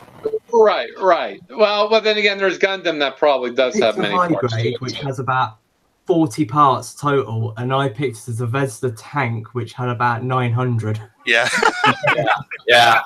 Well, I think, all being fair, you picked the wrong kit to. Yeah. But with that being said, though, the end result, if I remember right, was pretty extraordinary, even your tank, because your figure painting talent was certainly represented in your tank. It was. It is like you say. I mean, I started out, before I went on to figures, I was building Gundam, and that's where I learned about pre-shading, which I then brought into doing the figure painting. So, you know, all the skills are all transferable. Yeah, I'm going to be building my first Gundam. He's going to be a little guy. He's going to be a little guy about this big. So I'm going to explore Gundam, and I think, though, I think we're my weakest, I'd say, is painting. It has to be painting. What's good with the Gundam figures there, though, Jack, is the fact that they come, most of the time they come sort of molded in color. Yeah. So it's an assist anyway, so that you've only got to really sort of go, oh, right, I've got to mix white for this, and I've got to do, and you don't even have to paint them if you don't want to. So it's they are. I'm just going to upset you now and say Bandai do a great job. Yeah. I mean, there's a guy called Joshua Dara. There's a competition called the Gundam Builders World Cup, international competition. He entered a Gundam into that and got into the finals, and it was unpainted. Yeah. It was the build on it was so good, and the finish on it was so good, but he hadn't put a single drop of paint on it. Yeah, but I mean, the other thing that you can get as well, I mean, depending on the grade as well, because they do them in different grades. You got, what is it, low grade? No. Medium grade, high grade, master grade. Yeah, a real grade. And now there's the RE line as well, which is a large high grade. And some of them, you've got that you can actually take the armor off and see all the guts and gubbins in between. Yeah. So they are spectacular. I mean, a master grade one. I went to a workshop in Shenzhen in China where they actually had, all this master grade stuff all built up, and what they had was a building of a street of Hong Kong, and they had these Gundam just on the streets of Hong Kong, and it was spectacular. But they really didn't do anything to the Gundam themselves. If anything, all they done was sort of like battle damage and little bits of chipping and things like that. But still, it looks spectacular. Yeah. Mm-hmm. All right. So, is it vinyl or resin? Which is your favorite there, Mark? Resin. Resin? Why? It's. I think it's probably what I've had experience from. My first foray into figures was vinyl, and it was eBay from Thailand. and it was god awful. Absolutely terrible. So I haven't touched a vinyl kit since that one. I just went straight into resin. So something to know about vinyl as well is that if it gets warm, it can warp. It can warp, yeah. And some details don't come through very well on the cast. Do I have it right that Keith, another one who's into very much figure painting in Australia, he moved to a bad place? I thought bad place meaning Queensland, meaning it's hot. Isn't his preferred vinyl, or am I did I get him wrong? No, I wish he was here. He's more resin. Yeah. At the moment, yeah. But he has some really nice vinyl kits. But he's done a hell of a lot of work to them to get them to where they are. Right now he's in a 28mm mode right now. Yeah, resin bus all over the place. I mean, as well, the sort of things you've got to do with vinyl as well to prep them if you don't want the figures to sort of distort, is you've got to fill the figure. Yeah. As well, so because they hollow. I don't know, hollow cast vinyl, and if you just build it like that without putting anything in it, on a warm day, if you put it in the window, you can end up with a figure that's now bending over. Yeah. So and there's my preference is resin as well. Everything's got its uses though. Everything's got its place.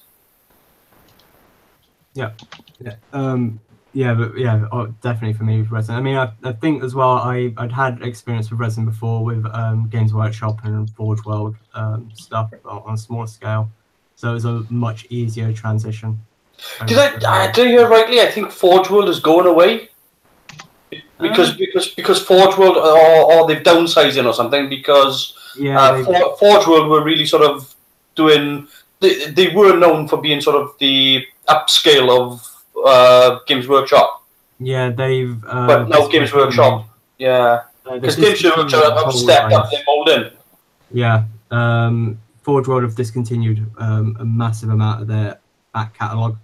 Yeah. Because again, like one of the bonuses to Forge World was the fact that you could get better quality products from. Well, better quality is stretching it. Yeah, no, but I mean, like, when you compare it to, like, I'm looking back at, like, 1990s Warhammer figures when I was still into the game. You'd look for a Forge World version of your hero figure because it was a better mold, better cast. But now, these days, Warhammer, Games Workshop's cast, if you were to buy a Rhino tank now from Games Workshop, the molding on it is superb. Yeah. So it's can't beat Games Workshop's plastics. Forge World resin is incredibly hit and miss in the quality. But again, that's what I mean. Back in the 90s, when we had the older hero figures, and like for me, I was Elder, so it wasn't that big of a deal. But you could get a Forge World upgrade kit for your Grav tank and stuff like that. So it was a case of. But now these days, you again, like you said, you can't really knock Games Workshop's plastic. Yep. They are outstanding. I have got one gripe with Games Workshop though. However, they stopped doing the damn scenery kits. Yeah, you can probably blame China for that. Yeah, that really annoyed me because you could buy like bulkheads and all this stuff, and you could build, your own. You could buy them in mass. Do you know what I mean? Yeah. So now you got to buy knockoff castings. They went and decided to outsource production to China, and they sent all the molds. They tooled the molds themselves in England, sent them off to the factories in China, and about half of the production run was going out the back door. Oh, nice. And being sold, everywhere else apart from Games Workshop. So they knocked it on the head and never got the molds back. And the same was with a fair few of the Forge World stuff as well. Yeah, so they only had what was left in their supply. Yeah, and that was it. But yeah, I mean that really, because like you could build a diorama and then go to the Games Workshop and buy a pack of walls of a pack of bulkheads, or you know what I mean, like little plinths or the broken scenery and stuff like that, and put together your display. Mm-hmm.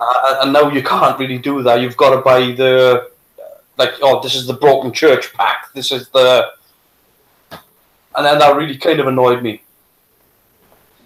But I haven't done Games Workshop for a while. I say that I was playing Blood Bowl in March, so that's a bit of a lie. But yeah,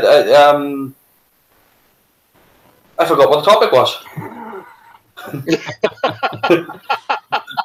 Oh boy, it's isn't senility great? Well, I was going somewhere with it, but then I realized how unhappy I am because I finished my bacon.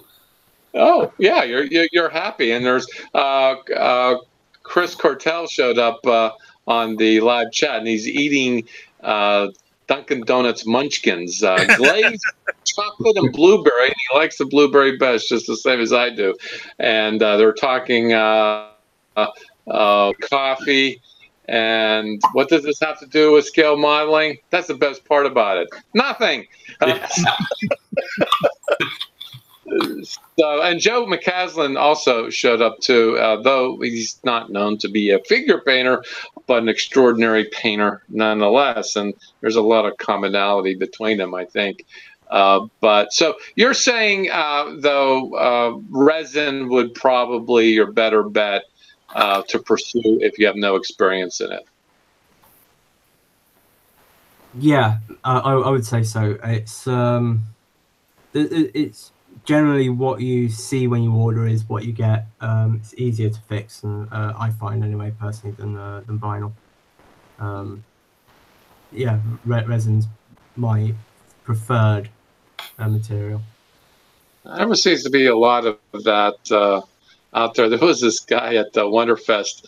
He had resin heads. It's just like a whole bunch of heads. I don't know. You can make them into busts. Like they're heads about this big. Yeah, one of the things you'll see common is especially with a lot of the superhero models, the production ones, the sculpts for the heads are terrible. Even the monster ones, you know, like the Bela Lugosi, the Dracula, and that the heads are terrible. They don't match the actor. There's some distorted version, don't look like the actor at all. Can I just jump in on that as well? Yeah. The worst ever sculpted face of all time is William Shatner. They have never got him right. Yeah. They have never ever got Shatner right. Yeah. He looks like everybody else except Shatner. But you can buy a head for that. Yeah. Oh, well, you know, the best sculpt of Shatner is a Mike Myers mask.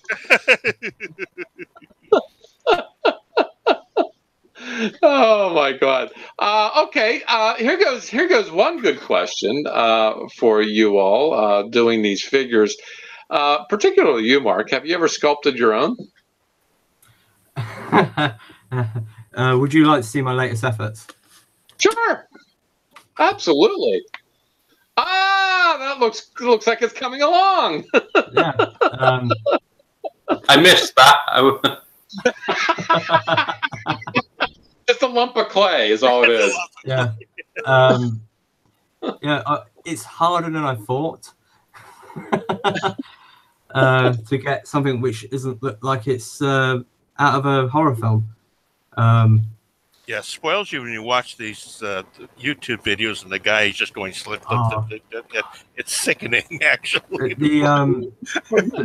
Sculpt the figures, was it? Used to be on the chats. Yeah. On the Hangouts. Just trying to think of the name now. He did a Borg, or he did or seven. Oh, Bill. All right. Bill, I think, yeah, Bill Tate. Bill Tate. Yeah. I haven't seen him for some time now. He's about. He's kicking about. Yeah. Occasionally, he'll pop up on here and there. Yeah. Well, the thing that I've learned from that, boy, I'll tell you what, that Wonderfest does have some good workshops and stuff. And when I went into the figure ones, I wanted to go to that because I think it was more build, not so much as figures, but as garage kits. But the guy showed a lot of things off when it came to figures and stuff. But he said that you'll have a guy who is a great sculptor, and it's possible that he'll be a good, be good at casting resin.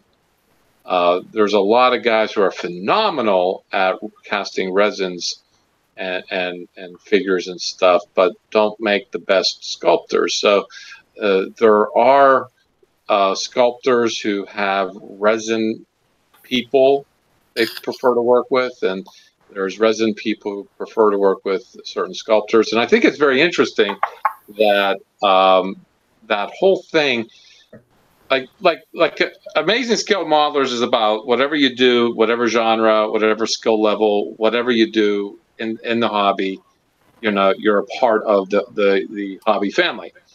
But what I found interesting was, as much as we like to do what we do from a plastic kit and then build a diorama around it, and we look at Dave and just value what he does with dioramas, which is just an extension of scale modeling and the whole 9 yards. Just like model railroading is like 99%, as far as I'm concerned, scenery, and that's all modeling. But here, when you get into the specifics, nobody can do a great William Shatner. Yes, I get it. But I think what's interesting is that there are a very set sculptor, resin caster, and then somebody like yourself, Mark, who actually put the whole thing together and give it life, so to speak. And I haven't seen anybody or would know of anybody that can do maybe 2 or 3 proficiently enough.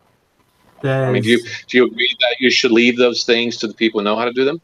I think if you're going to be doing it commercially, probably. If you're doing it for yourself, I think have a bash. Yeah, definitely. Always give it a go. There's a sculptor who I'm watching on Twitch. I can't pronounce his name. He's from Poland, but he sculpts, he casts, and he paints, and he's good at all 3. And I hate him. Yeah, but yeah, but I do think if you're going to be doing something more than like 1 or 2, casts, and you're going to be doing something more commercial, definitely want to. The other thing you're starting to see more too, I mean, no, this is just a prime example in this, but people are using programs like ZBrush and creating their figures in ZBrush, and then they're getting 3D printed from there. I hate ZBrush. I can't get on with it.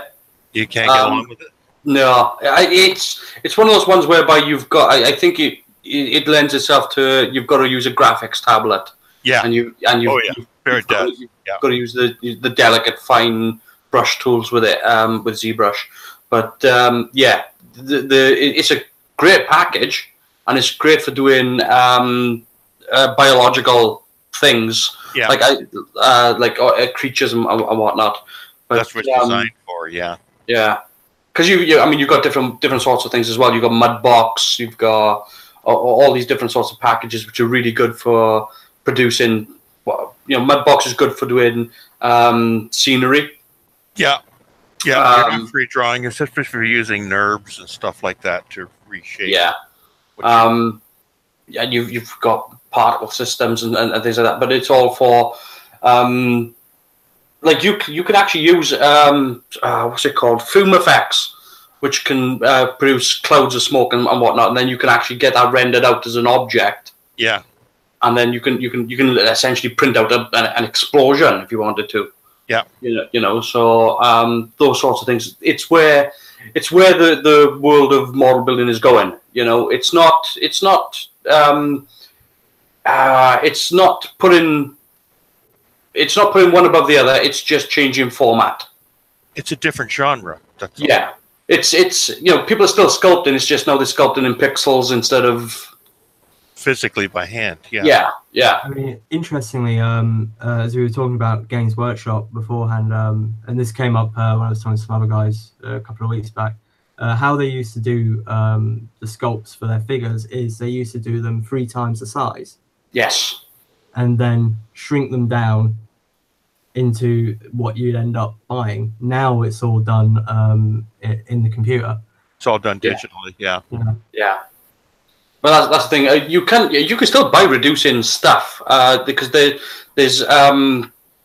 certain brands that do it well, whereby it's literally you take a mold of something with a silicone, and then it'll actually shrink, and it'll actually shrink with minimum distortion.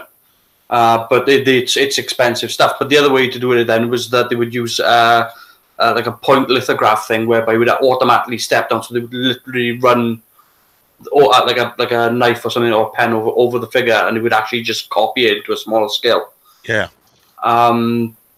So yeah, there's all different sorts of processes for reduction. I actually made my own reduction fluid, which was essentially your household window silicone.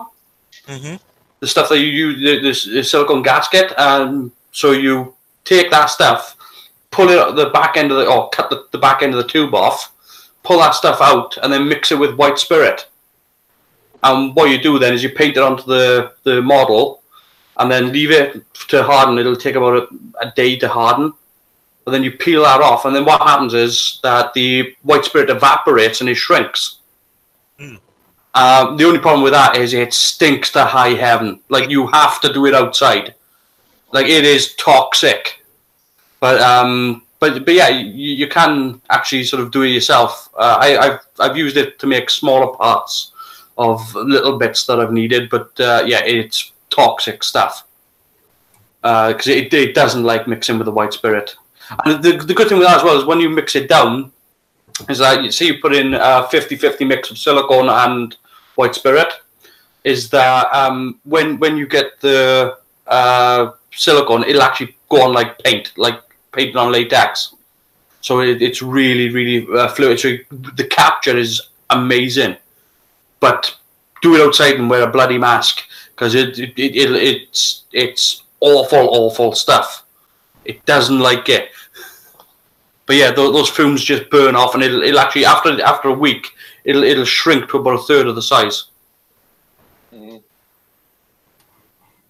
So there's a way of making cheap reduction stuff. Learn something new every day. Boy, well, I do. I try to. I will say this though, Bob Bruce just had an uncanny timing with his postings on the Google Plus community, and Dirk had joined us. Hi, Dirk. And he said that the figures from the 60s, 70s, and 80s were awful. And it looks like Bob Bruce is like really fond of them. It's particularly the $6 million man. Yeah. He says they never look like the thing that they're supposed to look like, or the person they're supposed to look like. To be fair, they're better than my efforts. But Yeah. They're better than my efforts in sculpting. Well, there you go. At least they have a human form. I didn't realize William Shatner could take somebody off a motorbike.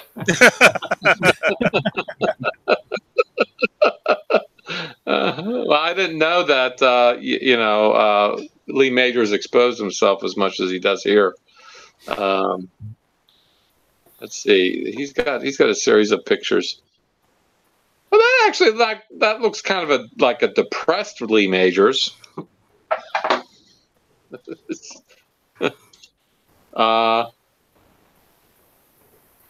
Very, very caricature-like as opposed to realistic. Yeah. Yeah.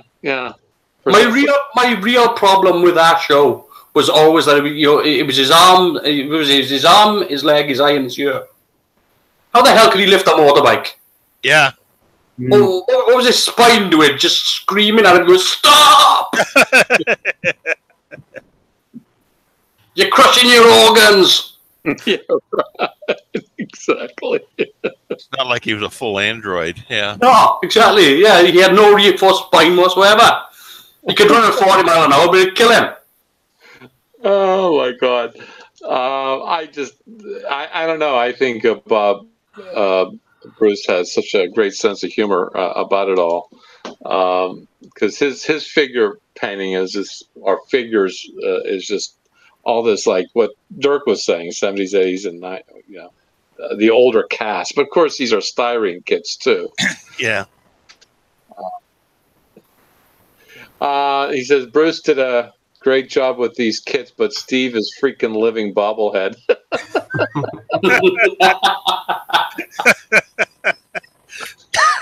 Yeah, that's about right there, Dirk. That's about right. He does look like a bobblehead in those pictures. Anyway, I digress, as you guys were saying. I'm just soaking it all in because, quite frankly, I'm actually considering it next time I go to Wonderfest. I'm planning on even going to Jersey Fest next year. We'll see how that works out. But I am going to spend less time in the market, more time on the contest floor, taking pictures. But I didn't realize how many kits there was. There was one garage kit that was Audrey too, from Little Shop of Horrors, and all the various growth phases. And yeah, it was very interesting. There's that. The paint that they did was it's pretty cartoonish, but so was the movie. Then there was this one. I'm not sure who it was. It was a. It could have been a very caricatured Morticia Adams, I think. And there was one that was done in black and white. It was a bust of her. One was done in black and white. The other was done in like flesh tone. Full color, yeah. In full color. And it was like really weird. It looked like one of those photographs in color that was made into grayscale. The shading was spot on. It was unreal how it was spot on between the two. So, Mark, have you ever done anything like in grayscale? I think he's doing the toilet at the moment. Oh, is he? Oh, I don't have my glasses on. So let's go over to his frame here. Oh, he's even turned off the microphone, so we can't hear him flush. Damn. As long as we don't see a pair of ankles and feet swinging into picture, we're okay.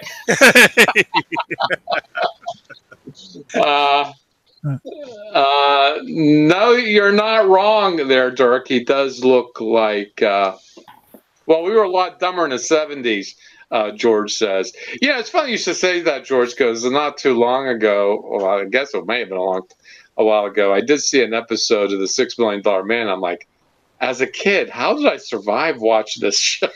It's so horrible. There's this one episode where he's got his arms handcuffed behind a wooden pillar, and he just rips through it. And I'm thinking to myself, if he did that, his hand would still be in the other cuff. Like I'm not doubting that he can pull the pillar down, but I'm just saying, like his other hand, he'll need to have another one attached. He would sever his other hand. Then he'll need another bionic arm. Just collapse to the floor, screaming, "Oh God! Oh God! Oh God!"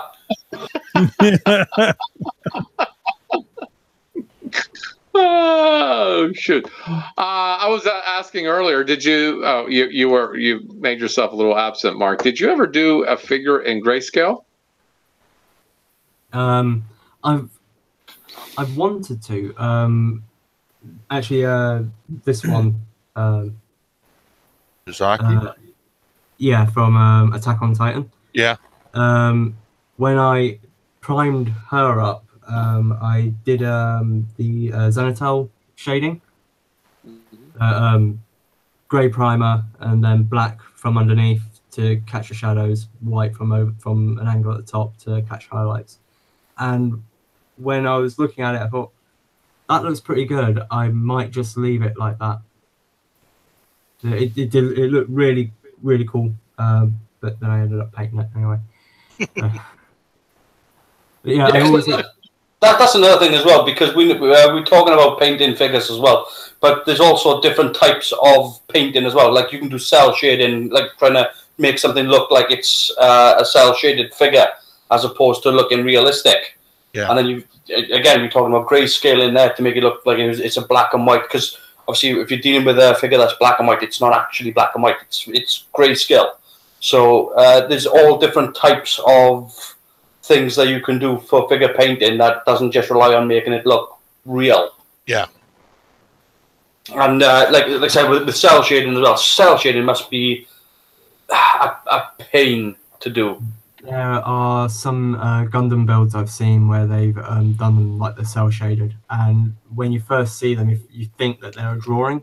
Yeah, and then, yeah. Then they move them around a bit, and it's like, oh my god, he actually painted that to look like it was a comic book. Yeah. Yeah, because they've outlined the edges as well, so all the edges look like they've been sort of drawn on. Yeah. You know, it's really that's a technique unto its own.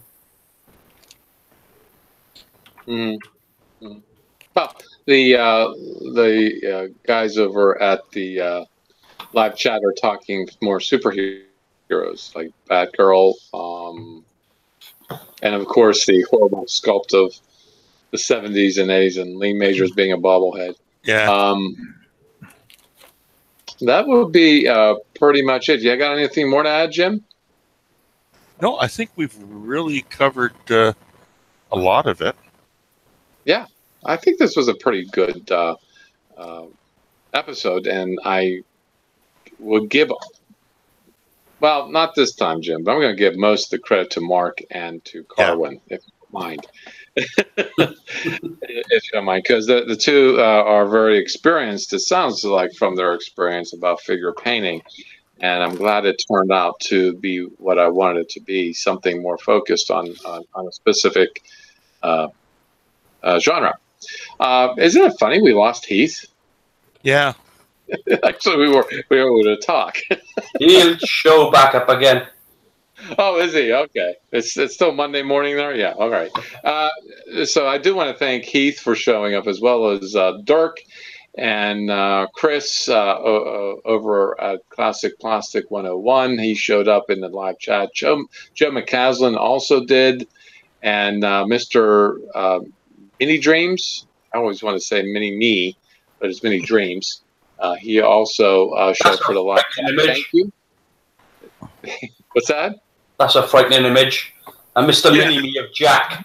I actually caught him on Mr. Mini Me on yesterday's Hangout. He thought that was funny. It's on the live chat feed. And John, also John Pohl showed up too while you were eating bacon there. So, are you done with bacon? How much bacon was it? It was 4 thick cut rashers. Ooh, that sounds good. I was going to have something with it, and then I thought, I know what I could have with it. Yeah. Even the show is good with bacon, huh? Yeah. the best thing you can put on bacon is more bacon. Yeah. Exactly right. I'd like to thank you, Carwin, of course, for stopping by and contributing, as well as you, Mark. Thank you very much. I don't know what compelled you to come in. What compelled you? I'm awake. Yeah. Same here. It's 2:15 in the morning and we're still up. It's always helpful to be awake, yes. Certainly at the beginning of the show, I certainly wasn't. What's that? I don't have to be up on a Monday morning anymore either, so I've finished college now, so yeah, my Mondays are now free.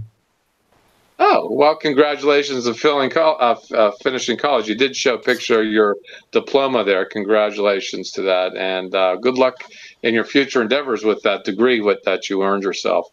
Sounds like you'd be perfect for it from what I know of you.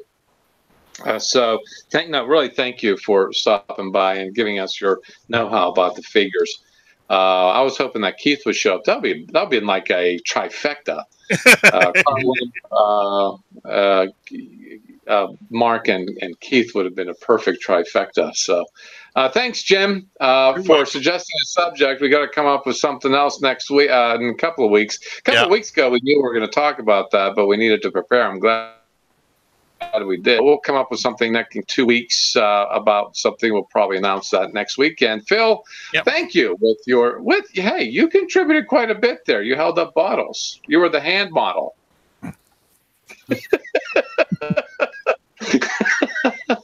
Oh, you got to do this. Oh, he's awake. Yeah, I was struggling. It is 2 in the morning. So. Yeah. Is that cold cream or palm olive? No, it's palm olive. Anyway, that's an old commercial. And thanks, Randall. I think you got a lot done this time, didn't you? You didn't say much. Working away. Oh, you're still. You'd advanced very far, and I'd like to thank everybody in the community for stopping by and showing off their wares and participating and watching. And you've probably seen some pictures with shop cards. Here's some unabashed promotion. You will only see this on Hangouts, not on the community. So if you watch, somebody asks, you tell them this is last year's Hangout, and this is a shop card. This is this year's shop card. And everybody got theirs. Did you get yours there, Mark? I did. Thank you very much. Oh, you're welcome. Show it proudly. I see you got the last year's hanging there up in the corner. I got like a Hawkeye's view right there. It's like, is that right? Is that it? It's that. Yeah, right there. Yeah. Very good. So the community's looking over you. That's how I feel about it anyway. And if you want one, just drop me a line for your snail mail at my email address at scratchinjackmodels@gmail.com and Scratch and Jack on Messenger, and I will get your address, and for free I will send you the card, and of course I will send one out to you, and you can have yours as well. So that's just a token of my thanks for everybody's participation. Can I get one in a poster form? Really? A poster form? Why not? Well, I don't know. Poster size. What size do you want? Poster size. Your standard poster size. 24 by 36. I'm talking inches. Yeah. Well, I'll ask the printer as to. Well, you see, I have to buy 100 of these cards, so that's the way he'll do them. He'll do many different designs as long as 100, which is actually very interesting. I was going to do the Tony McCash ones. You remember those? Yeah. I was going to do those, and I was going to do something else. I can't recall, but I was going to do the Tony McCash one, but poster size. Okay. Yeah. I will run that by him and see. You want a glossy and all that stuff? Oh, yeah. Obviously, yeah. I want a damn poster. A professionally made poster. Yeah. Cards are fine, but I want a damn poster. Okay. You can't see it, but I'm shaking my fist. Well, okay. Okay, I will look into it, and I'm going to be very bold and say I'm not going to float the cost on that one. So I'll buy it. No, I'll check into it. Very good. I've even been asked about T-shirts too, but I'm not so sure about that. I take a T-shirt as well. Well, we'll see. I don't think the printer does T-shirts, but I'll see if he knows anyone. When I was at Wonderfest, who was it? Trek Yards had a really nice T-shirt. They did a black T-shirt and they had their little logo here, and it was very, very. The color was graduated. It was very well done, silkscreen. I think it was silkscreen, and it was probably digitally sprayed on, I guess, or such a thing, as what he was describing. But I was like, I'd like to find somebody who does that and see how the T-shirts go. I don't know. We have between the two. I mean, there's a lot of crossover members, but there's about 5,000 members between the two communities, Facebook and Google Plus. And I would say there's regularly about 100 to 150 regularly participating members, meaning they post on a regular basis. There's more of that over at the Facebook community. So I'll look into it. I've been promising to look into it, but maybe a poster is a good way to lead into it. What do you think? Yeah. Definitely. Look, if you can do a nice size poster, I will definitely take one, and I'll buy it off you, pay the shipping, all that sorts of stuff. You just give me a damn poster. Okay, bigger the better, or just make it like regular 24 by 36. Well, I'll ask about sizes if the printer would do this. Okay, very cool. And I want to mention Ken Skiffington showed up too. He got his cards, his shop cards too. You're welcome, Ken. And of course, George says the colors are very vibrant on the new ones. So, did you get yours yet there, Carwin? I thought I sent you some.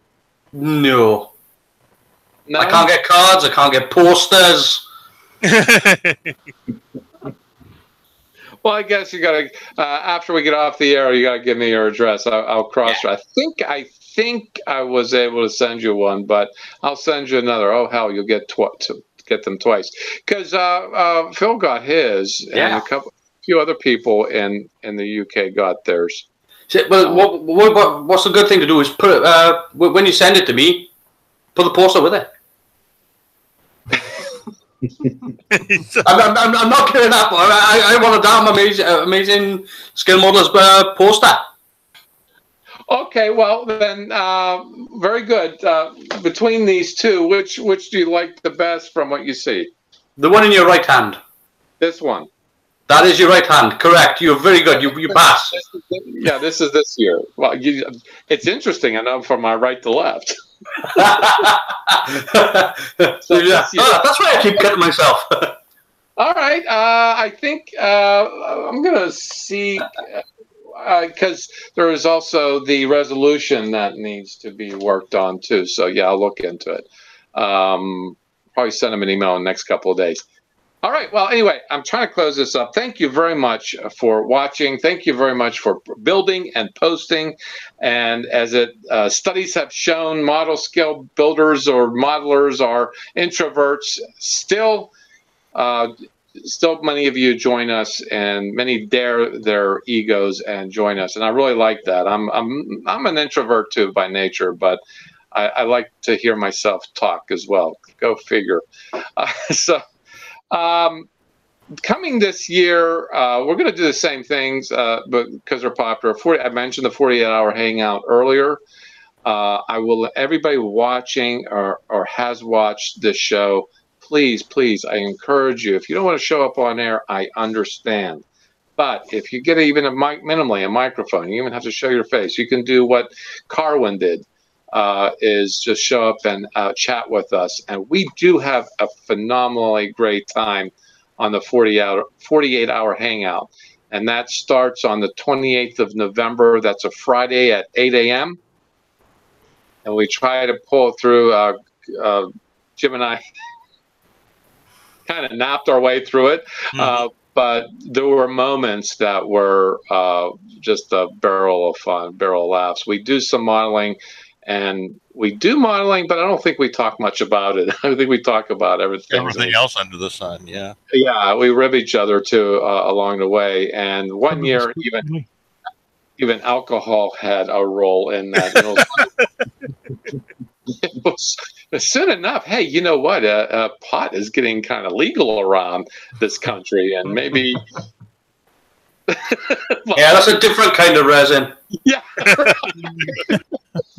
Well, it sure beats the same old standby, that model glue. You know, I got to try other things too. Not that I advocate drug use and abuse, you know. So, but anyway, 2 weeks on a Saturday, we're going to have Across the Pond. That's a social hour pretty much, or 2 hours. We just have a good time showing off our stuff and just talking about just like what a regular private hangout will be like. And also, we'll figure something for next Sunday as far as subject matter goes. Jim and I will crack our minds to it. And if you have any suggestions, that means you, George, too, the mayor of Live Chat. If you have an idea you'd like to see discussed, please, I'm open to all kinds of suggestions. And if you want Liam back, Liam would like to hear from you. He'd like to do a show. So Liam would be a standby, and he wants to do more. And I think, yeah, sure, he should do some more Across the Ponds. Until then, happy modeling, everyone. Thank you, thank you, thank you. Good night. Good night. Right. I'm waving.